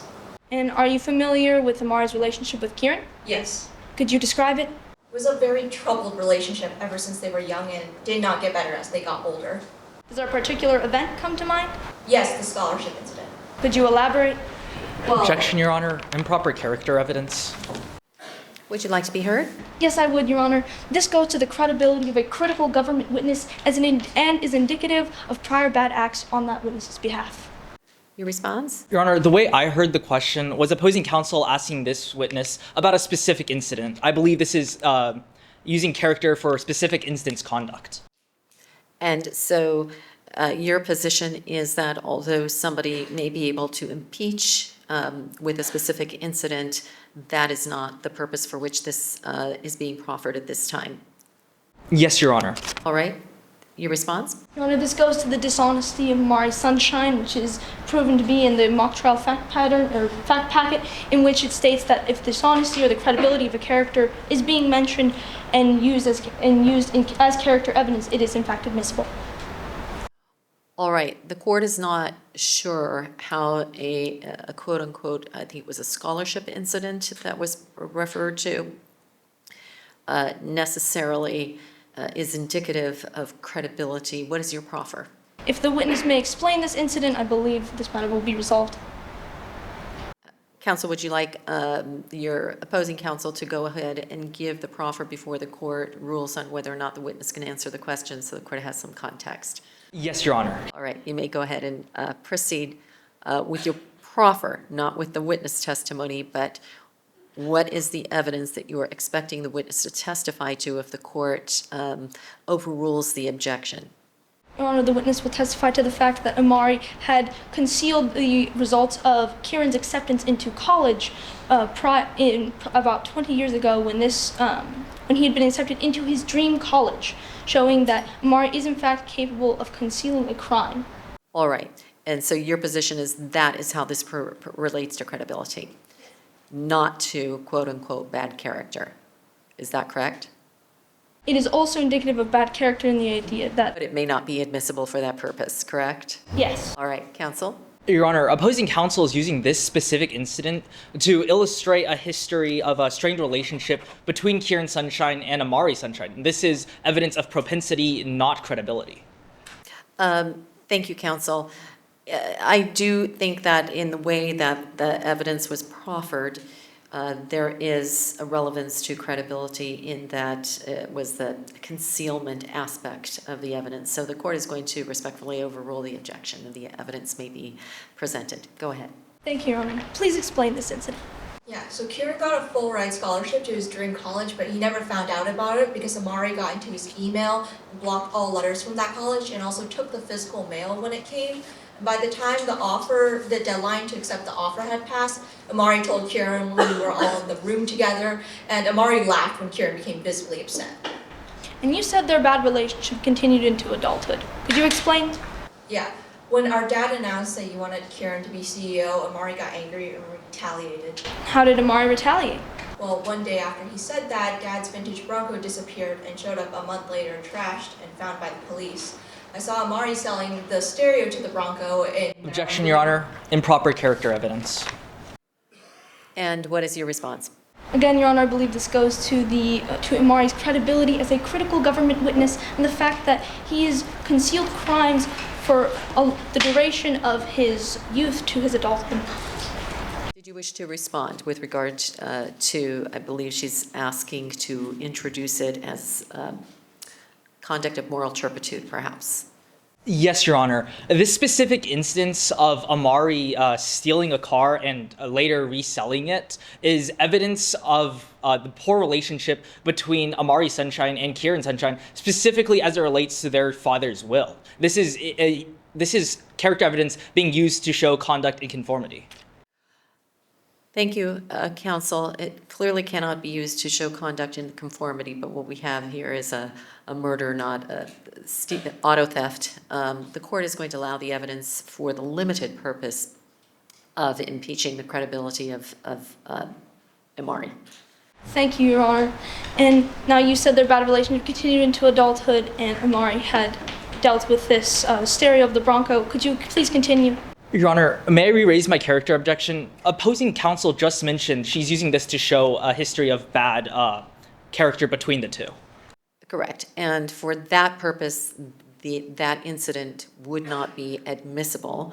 So as the court indicated, the incident with regard to the stolen vehicle pertains only to credibility. It may not be offered as conduct in conformity with conduct alleged to have occurred here. Now, why do you think your father made Kieran the CEO? Well, Kieran had the business knowledge to continue my father's legacy, while Amari had medical tech knowledge. And what happened after Kieran became CEO? After our father passed, the shares were split. Amari got 50, Kieran got 30, and I got 20. And Kieran was also made the CEO, but his position and his shares would go to Amari if anything happened to him or he stepped down. Objection, Your Honor. Lack of foundation. The court is going to go ahead and sustain at this time. You may lay a foundation if you can. Motion to strike. At this time, yes. Let's move on. Turning to July 16th, we were at the Bells Hotel. Yes. Why? I was there for the meeting on the 17th. And did you overhear an incident in which Toby used the term bloodbath in a hotel meeting room? Yes. And could you explain? I was talking with Jury Moyad outside the meeting room when Toby came out and said, if this doesn't get fixed, there's going to be a bloodbath. And then he came towards us and said the staff was incompetent. Objection, Your Honor. Hearsay. Do you have an exception? Yes, Your Honor, this was an excited utterance. Did you wish to respond?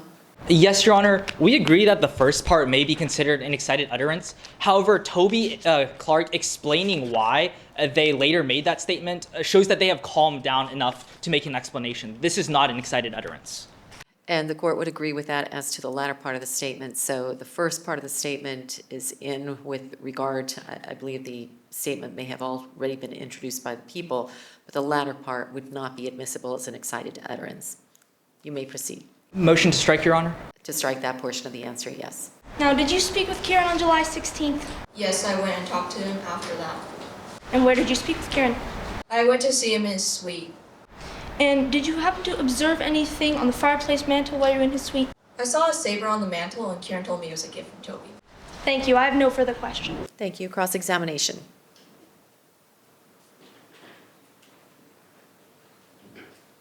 Good afternoon, Miss Sunshine. Good afternoon. You were at the Bells Hotel on July 16th, isn't that right? That is correct. Directing your attention to what's been marked for identification as Exhibit E in the binder in front of you.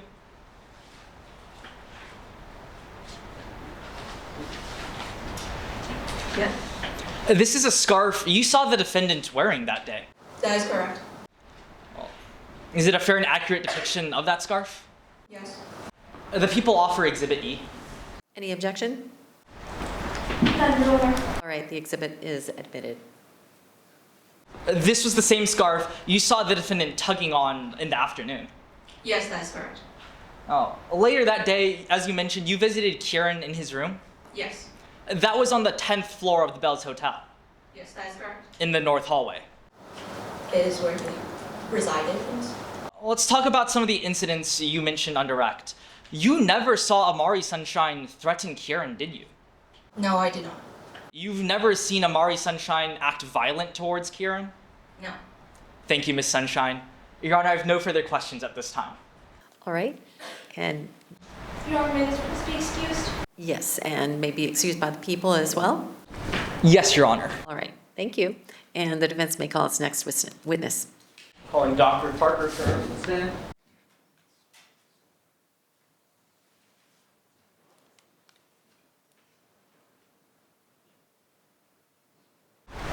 Please raise your right hand.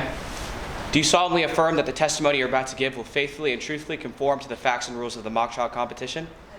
Please state your first and last name and spell your last for the record. Parker Turner, Turner. Thank you. You may be seated.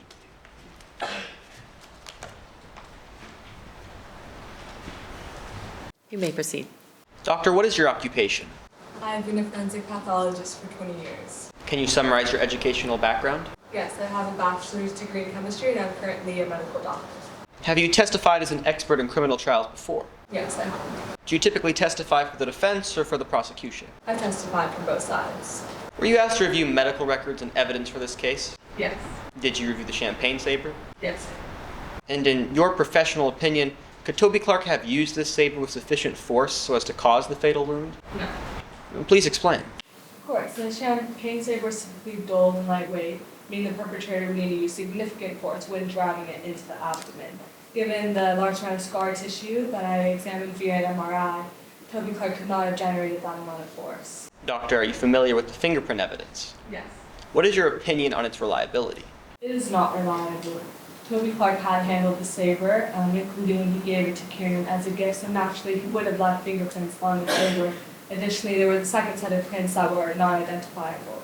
What is your opinion on the reliability of the silk fiber evidence? Again, this is not reliable. Kieran had handled the scarf prior to giving it to Toby Clark, and in the same clothes that it was found in on July 17th.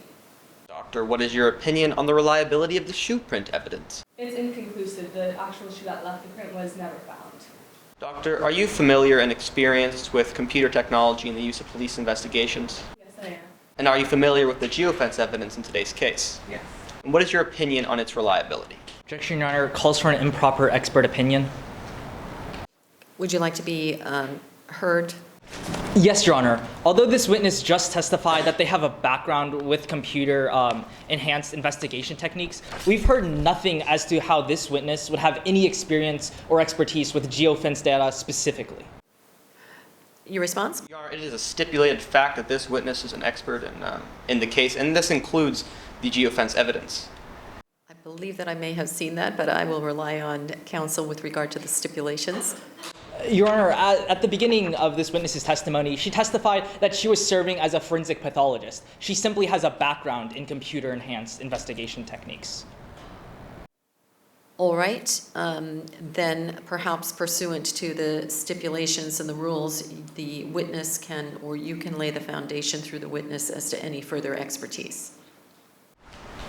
Your Honor, I asked if they were familiar with computer technology, not if they were an expert in it, so I'm a little bit confused by this objection.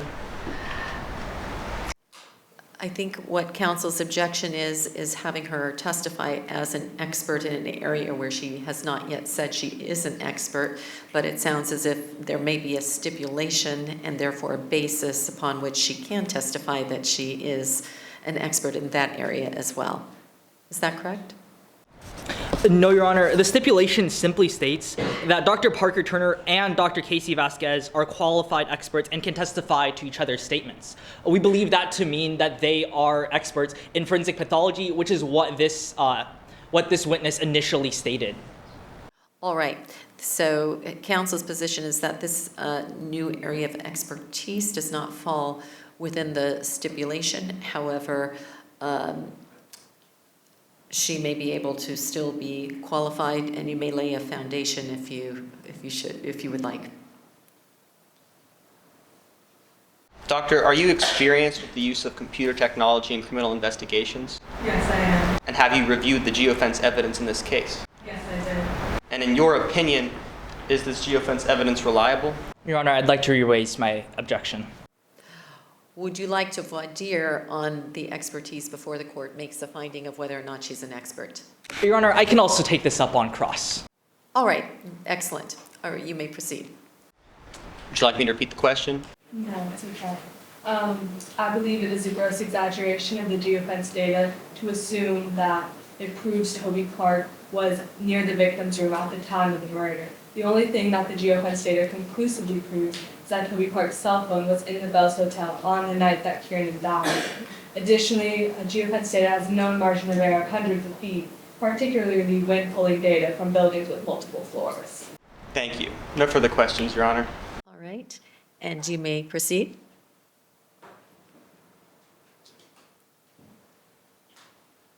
Doctor, I'd like to talk to you about the geofence technology you mentioned on direct. You don't mention any experience you had previously with this technology? Well, I do have some knowledge regarding geofence data. Doctor, you made a report in today's case. Regarding what I just said in my direct? Yes, Doctor. You made a report in preparation for today's case. I'm sorry, can you please explain? Did you make a report in preparation for today's case? Yes. And in that report, nowhere do you mention that you've worked with geofence data before. Objection. Your Honor, according to Stipulation 3, Detective Perrin is Dr. Casey Vasquez may testify and has reasonable knowledge from the fact situation and can testify to the geofence technology. All right, I think that the question of whether or not she can testify has already been answered by the court's ruling. As I understand it, counsel's asking questions as cross-examination to impeach the opinions that may have been rendered. So that is within the scope of acceptable cross-examination because her opinion is currently in. You may proceed. I'll ask it in, Dr. Vasquez. You don't mention any training you have as it relates to geofence technology. I'm sorry, do you mean Dr. Turner? Yes, Dr. Turner. My apologies. Okay. Sorry, can you please restate the question? Of course. You don't mention any experience you have with geofence technology, do you? I have used it before. I know of geofence, yes. You made a report in today's case? Yes, I believe I did. And nowhere in that report do you mention any previous experience you had? I didn't go into detail about my previous experience, no. Let's talk about the champagne saber in today's case. You didn't examine the saber in person?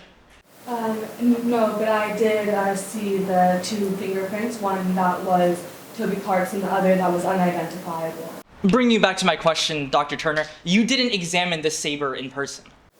No, I did not. You don't know how sharp it is? Well, I do know that champagne sabers are typically dull and lightweight, meaning a perpetrator would need to use significant force when driving. Objection, Your Honor, non-responsive. Overruled. That answer is in. Dr. Turner, you don't know how much force it would take for the saber to kill someone. Not a direct number, but as I just said, since they are dull and lightweight, I do know that it would need significant force. You're aware that there are two sets of fingerprints found on this champagne saber? Yeah, yes, Toby Clark's and then also an unidentifiable. The one belonging to Toby Clark is consistent with someone who is gripping the saber. Well, yes, and since Toby Clark had given it to Kieran as a gift, it is natural that he would have left fingerprints on the saber. Is that a yes to my question? Toby Clark's fingerprints are consistent with someone gripping the saber. Yes, since he gave it as a gift. Thank you, Dr. Turner. Your Honor, I have no further questions at this time. All right, thank you, counsel. Any further direct examination? No, Your Honor. May this witness be excused? And she may be excused by the people as well? Yes, Your Honor. All right, you may be excused. Thank you. And your next witness. Calling Toby Clark to the stand.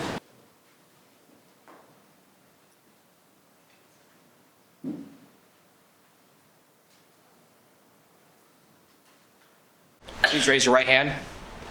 Do you solemnly affirm that the testimony you are about to give will faithfully and truthfully conform to the facts and rules of the mock trial competition? I do. Please state your first and last name and spell your last for the record. Toby Clark, C-L-A-R-K. Thank you. You may be seated.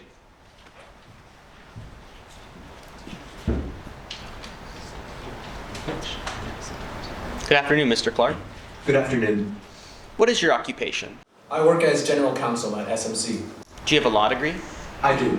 Any particular specialty? I am a certified patent specialist. And what kind of company is Sunshine Medical Components? Sunshine Medical Components is a medical technology company. And what do you do there? I work as general counsel, meaning I will advise on legal matters where I can, negotiate company contracts, and submit patent applications. And how long have you worked as general counsel? Around 8 years. Mr. Clark, why did you decide to become a patent attorney? I suffered an injury to my right rotator cuff during a lacrosse game, and luckily I had early intervention and did not require a prosthetic for my injury. However, it was due to this incident that I became aware that people like me did not have access to high-quality medical care. And that's why I chose to work in law. I wanted to help make this degree of medical care available for all. And who was SMC's CEO in 2023? Kieran Sunshine. Did you work with Kieran Sunshine? Yes. When I started at SMC in 2015, Kieran was my boss, and he quickly became one of my closest friends. Now, were you working at SMC on the morning of January 3rd? Yes, I was. What, if anything, happened this morning? Kieran came into my office to talk to me about some Forever Flex testing results, a new product. And what did Kieran tell you? Kieran informed me that tests that had been run on the Forever Flex were positive and the product was confirmed to be working smoothly. Was this good news? Yes. The Forever Flex was an upcoming product by SMC, and it would have been a game changer in the prosthetics industry because it boasted a significantly longer lifetime than other prosthetics. Would the Forever Flex have benefited the company? Yes. Once sales of the Forever Flex began, revenues were projected to increase. Would you have benefited financially? Yes. All executives at SMC would have received financial bonuses. So after that January 3rd meeting, what did you do? I began to work on the patent application for the Forever Flex. I started to work longer and harder. I started to contact hospitals and doctors, and I even contacted a friend at the U.S. Patent Office to put a rush order in on the application. And when you signed that patent application, were you aware of any problems with the Forever Flex testing? During my meeting on January 3rd, Kieran had informed me of a small problem that had occurred during the testing. However, had assured me that the problem was minimal and it was being handled and everything was going, and the product was in fact working, and I trusted him. Why did you want the patent filed so quickly? I put a rush order on the application because I wanted it complete by the time of our July 17th board meeting. Do you know Amari Sunshine? I do. Who is she? Amari Sunshine is Kieran's sister. And did you have a meeting with Amari Sunshine in March of 2023? Yes, I did. What happened at this meeting? Amari came to me to inquire about some testing results for the Forever Flex that she had received. And what did you tell Amari? I told Amari what Kieran had informed me, that the Forever Flex did have a small problem, but it was being fixed and everything was going well for the board meeting. Objection, Your Honor, hearsay. Did you wish to be heard? Clarify, is this hearsay as to Kieran's statement about a small problem? This is hearsay as to the defendant testifying to what they said. So the court is going to go ahead and sustain the objection as to that. Motion to strike. Motion to strike is granted. Thank you. Mr. Clark, do you like Amari Sunshine? No, I do not. Objection, Your Honor, relevance. Overrule. Please explain. Well, it is my opinion that Amari is more concerned with power and status than doing any actual real work. And it's for this reason that I believe she was jealous of Kieran. Objection, Your Honor, lack of foundation. Sustained. Motion to strike. The motion to strike is granted. Now, moving on to the board meeting, when and where was this meeting going to happen? July 17th at the Bells Hotel. And who is going to present the Forever Flex to the board? Kieran, and I was going to co-present with him. Did you meet with Kieran before the meeting? I did. I met with Kieran on July 16th in his suite at the Bells Hotel at around 9 a.m. There, I gifted him a champagne bottle and a champagne saber, and he gifted me a scarf, which I wore for the entirety of that day.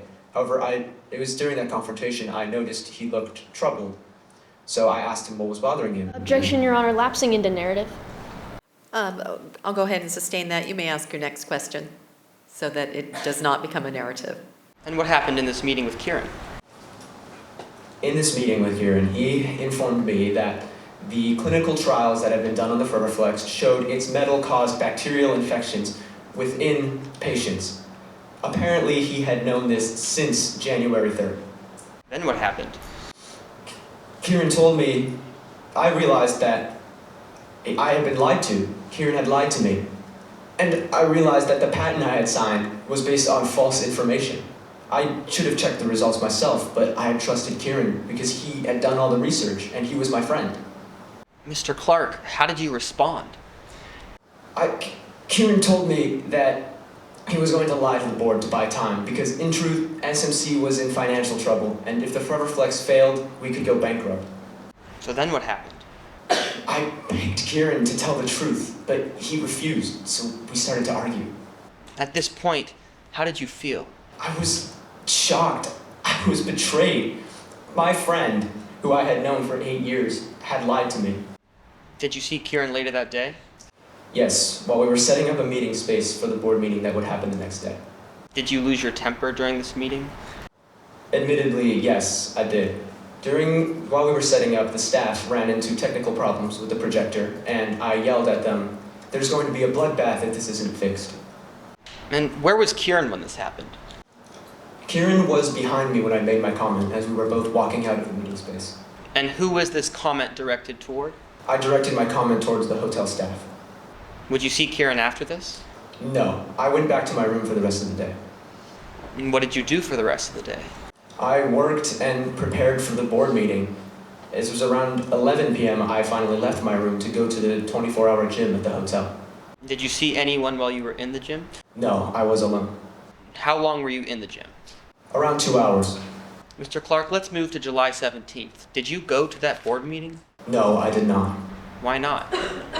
I couldn't sit there and bear watching Kieran lie to the board, so I left the hotel at around 5 in the morning to run some errands and clear my head. At some point that day, did you learn Kieran Sunshine died? It was around 12 when I finally charged my phone and realized I had 3 or 4 missed calls from Arian Sunshine. Apparently they had found Kieran in his hotel suite, stabbed. At this point, Mr. Clark, how did you feel? I was devastated. I knew Kieran and I had argued, but I knew we would get over it. I knew we'd be friends again, but now we wouldn't have that chance. Did you speak with Detective Perrin? Yes, I did. What did you tell Detective Perrin? Objection, Your Honor, this question calls for hearsay. Did you wish to respond? No, Your Honor. All right, the objection is sustained. Lastly, Mr. Clark, did you kill Kieran Sunshine? No, I did not kill my best friend. Thank you. No further questions, Your Honor. Cross-examination? Your Honor, prior to proceeding, may I have 30 seconds to confer with co-counsel? Of course.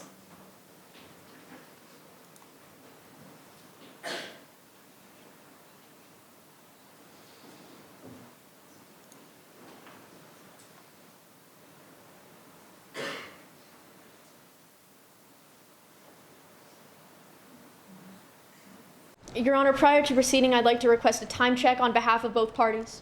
Go ahead. Your Honor, the prosecution has 6 minutes and 29 seconds remaining, while the defense has 2 minutes and 6 seconds remaining. Thank you. You may proceed.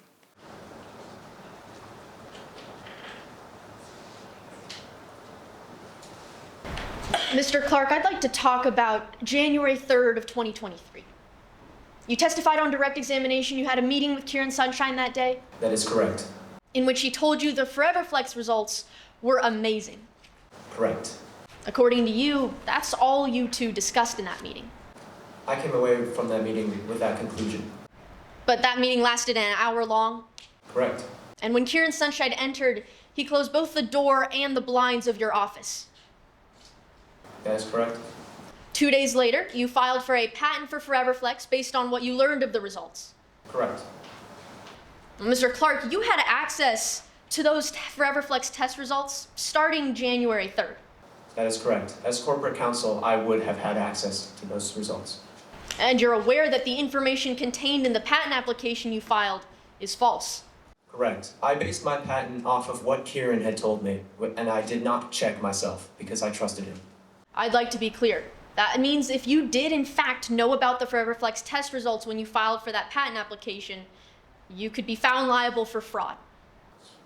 I'm sorry, could you rephrase your question?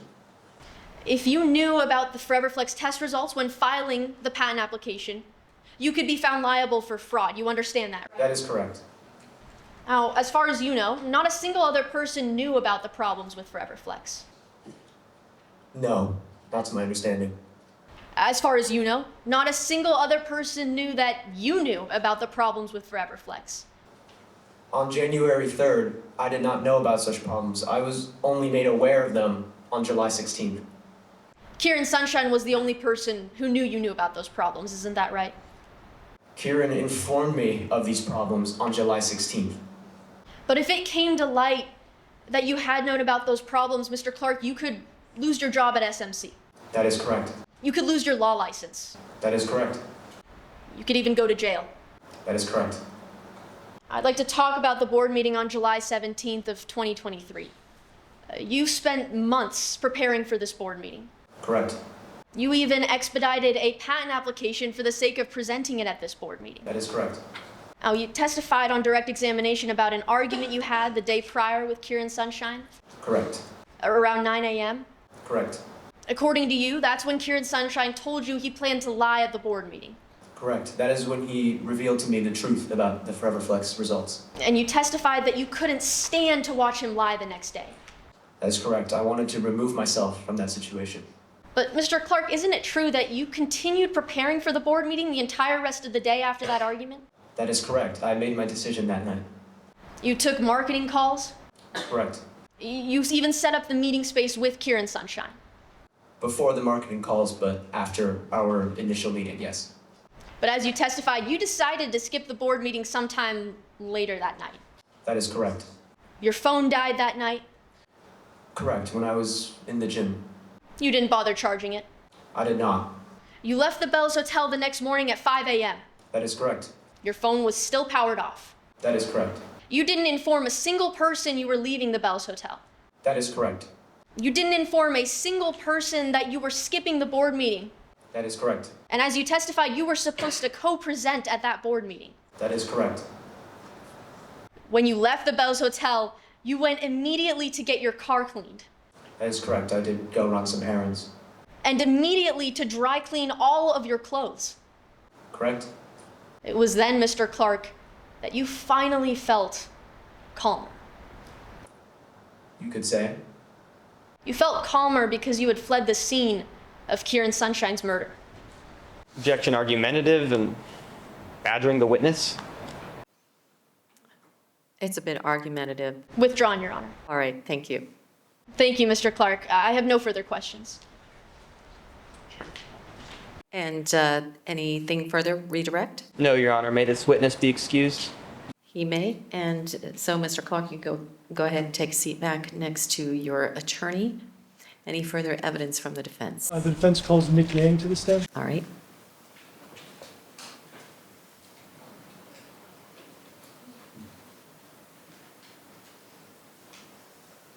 Please raise your right hand. Do you solemnly affirm that the testimony you are about to give will faithfully and truthfully conform to the facts and rules of the mock trial competition? I do. Please state your first and last name and spell your last for the record. Nick Yang, Y-A-N-G. Thank you. You may be seated. You may proceed. What is your name? Nick Yang. And how old are you? I'm 45 years old. And what is your occupation? I'm an entertainment lawyer in New York City. What is your relationship with Toby Clark? We went to law school together, and he's a good friend of mine. How would you describe Toby Clark in law school? He was really kind and helpful. I mean, he even won an award for working the most pro bono service hours, even though we were working hard. Objection, Your Honor. Improper character.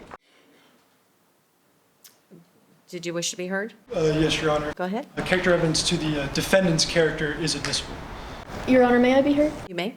Pursuant to Rule 8, subsection 1, the defense may offer positive evidence of the defendant's own character via opinion or evidence of reputation. This falls under specific instance conduct, which is only permissible on cross-examination.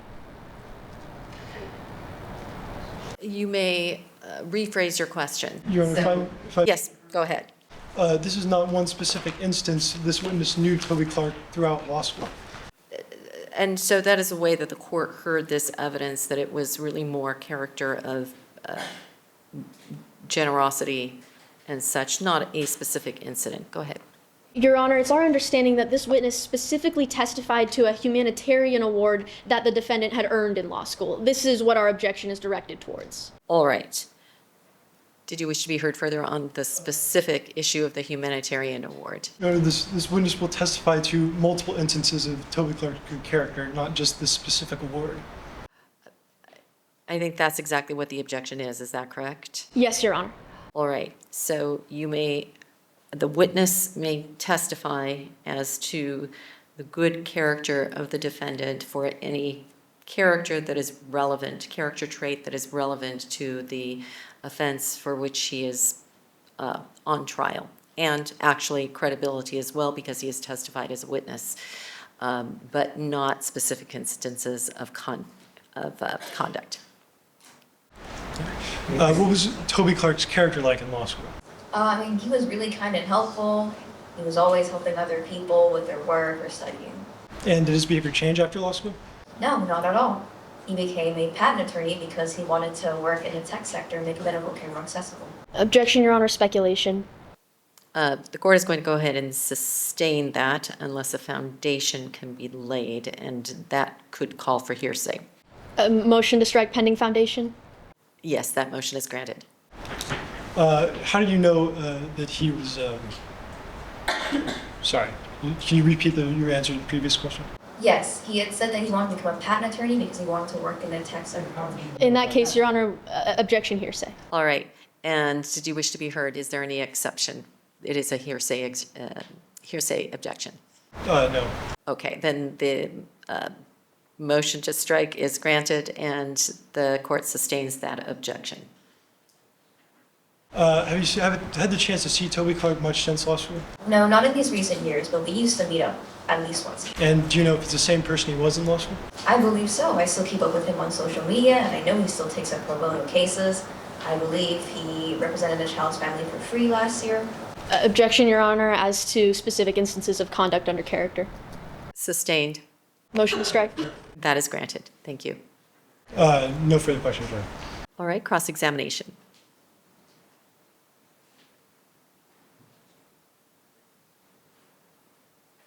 Good afternoon, Ms. Yang. Good afternoon. You're here testifying on behalf of the defendant? Yes, I am. You think very highly of the defendant? Of course, he's my friend. But you knew the defendant back in law school. That's true. We were classmates. You haven't lived with the defendant since? No, no. You haven't worked with the defendant since? No. You don't know Kieran Sunshine? No, I don't know Kieran Sunshine personally. Or anything about the product of Forever Flex? No, not personally. You haven't actually seen the defendant in person in years? Yes. Thank you, Your Honor. I have no further questions. All right, any redirect? No, Your Honor. May this witness be excused? And by the people as well? Yes, Your Honor. All right, thank you so much. You are excused. And is there any further evidence from the defense at this time? No, Your Honor. The defense rests. All right, the defense rests. And at this time, I believe under the rules, there would be closing arguments rather than any rebuttal evidence. Are the people prepared to give their closing argument at this time? Yes, Your Honor, although prior to proceeding, we'd request a time check for closing arguments on behalf of both parties. All right. Your Honor, for closing arguments, the prosecution has 5 minutes and 44 seconds remaining, while the defense has 6 minutes and 6 seconds remaining for closing arguments. Thank you.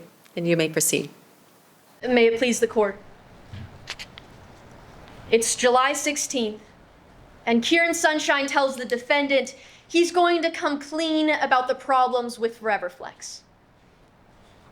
This, Your Honor, presents a serious problem for the defendant. Now, it's stipulated that the information contained in the Forever Flex patent application is false. That negligence alone could mean that the defendant loses his job. But if it came to light that he knew about the problems with Forever Flex and deliberately lied on the patent application anyway, well, that's fraud. And the defendant could lose his job, his law license, and even his freedom. That was a risk he could not take. So he killed Kieran Sunshine to keep him quiet, and for that reason, the people have charged the defendant with a violation of California Penal Code, Section 189, first-degree murder. To meet our burden, we had to prove that the defendant killed Kieran Sunshine with intent, premeditation, and deliberation. We have met our burden. Now, first, we know the defendant knew about the problems with Forever Flex.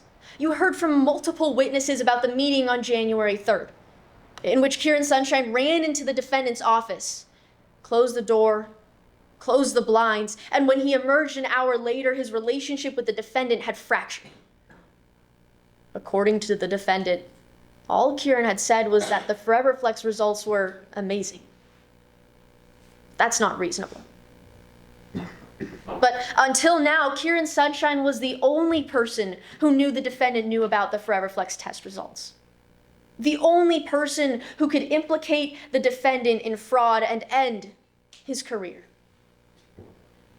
On July 16th, Kieran Sunshine told the defendant that was exactly what he was going to do.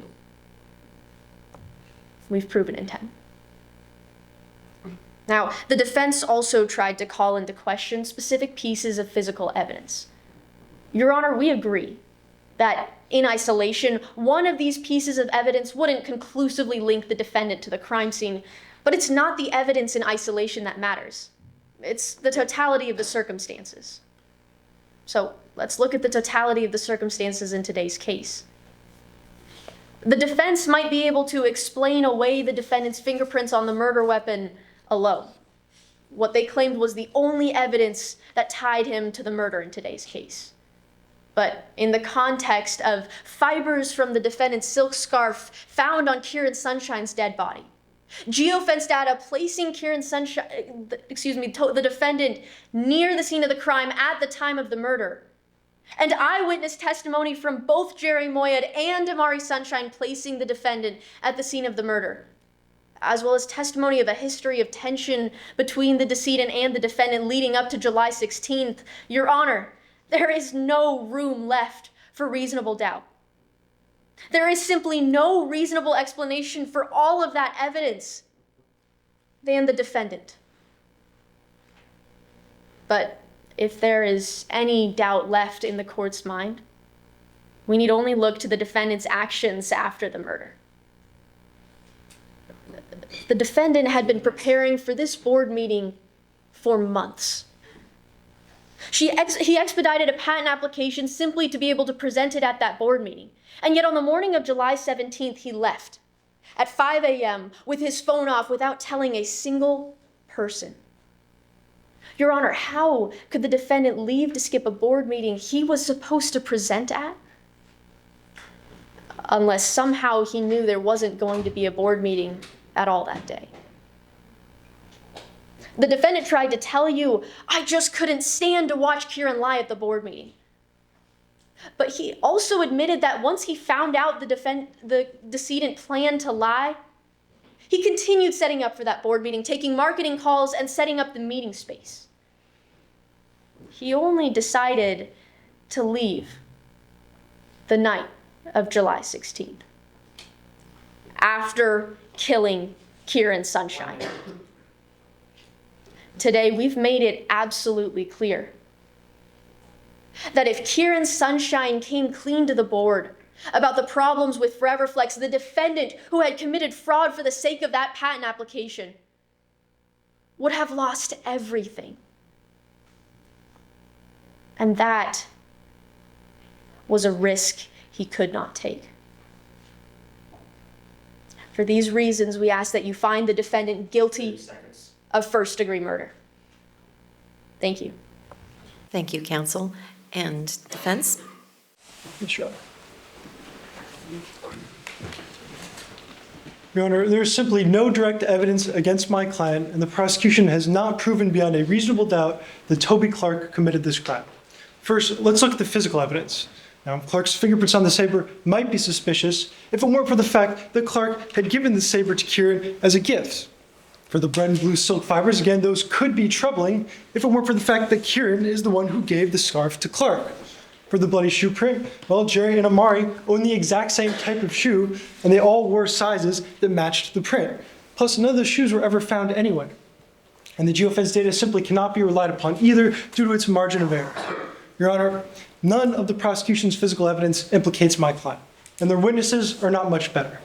The prosecution's key witness, Jerry Moyed, is a known fraud and liar who was biased against Toby Clark to begin with due to the fact that Clark mocked her profession every chance he got. Now, is this individual a reliable source of information? Of course not, and yet the prosecution practically builds their case on her testimony. A testimony where she supposedly hears an argument around 11 p.m. between Kieran and who she thinks might be Toby, but didn't hear anything else besides the arguing, and was so concerned with what she heard that she took her shower and went to bed. Now let's take a look at the prosecution's other witness, Amari Sunshine, who claims that she saw Toby rounding the corner at the end of the hallway.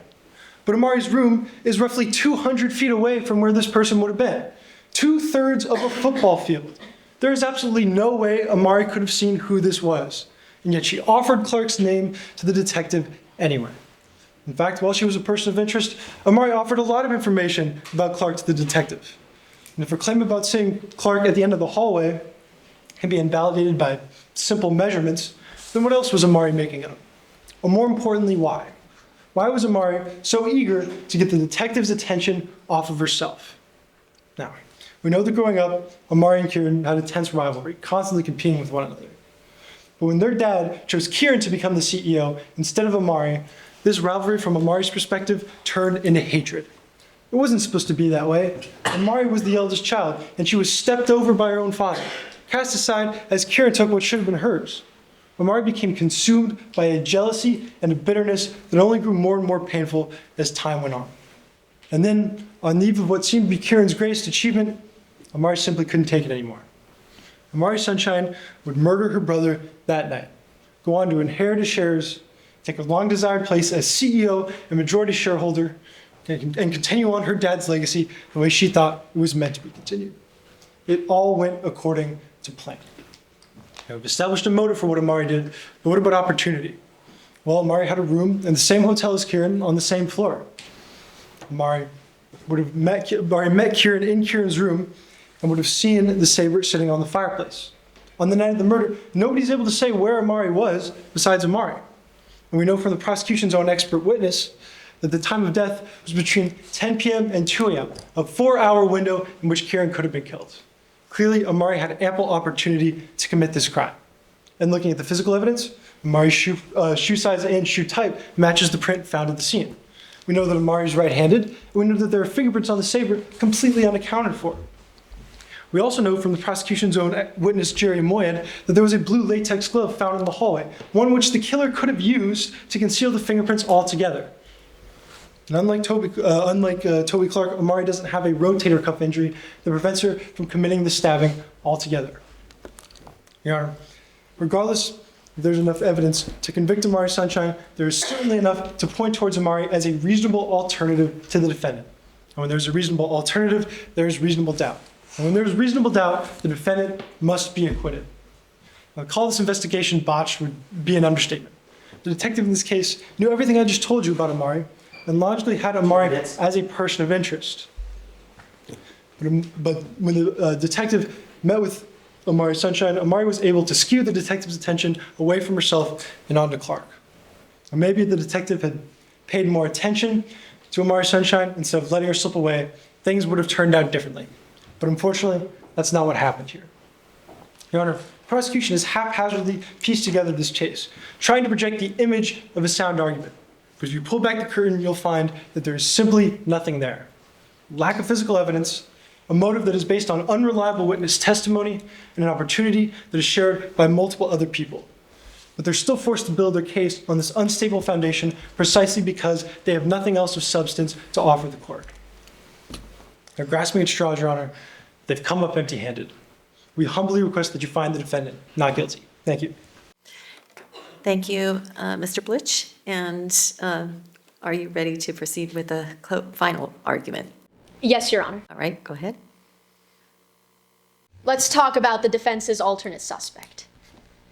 Unlike the defendant, Amari Sunshine's fingerprints were not found on the murder weapon. Unlike the defendant, fibers from her scarf were not found on Kieran Sunshine's dead body.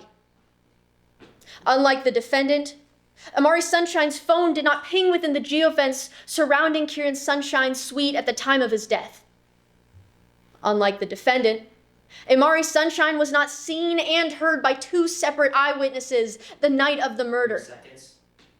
And Amari Sunshine is not reasonable doubt.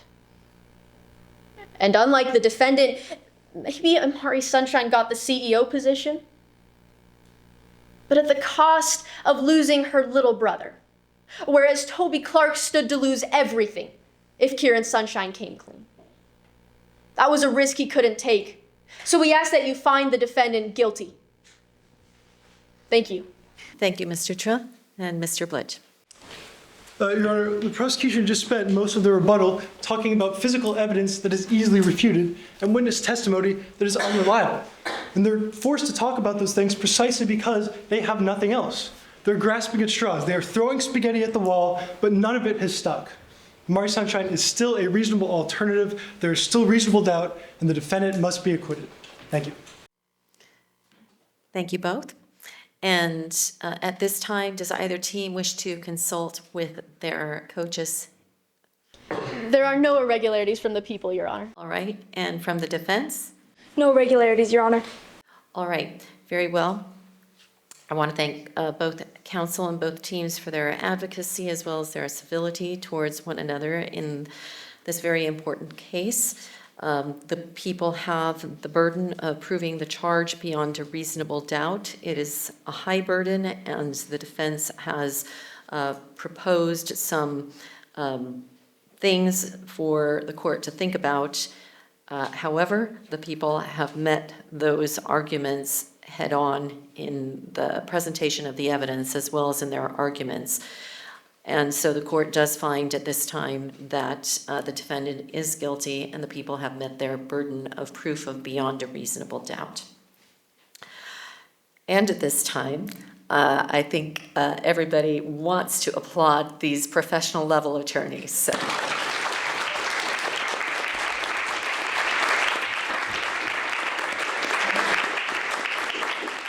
I've done this for a number of years. I started out as an attorney back, I think, in 1996 or 1997 with this program. And No, thank you.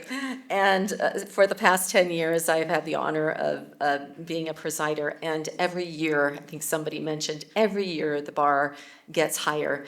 And I am just so impressed with those of you that I thought had raised the bar last year or the year before, but you just keep topping yourselves.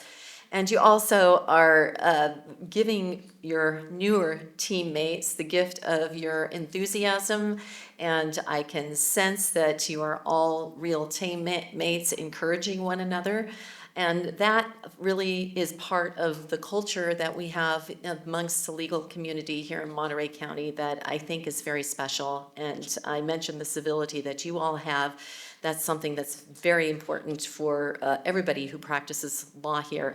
We may have some disagreements about rulings or the law or how cases should be resolved.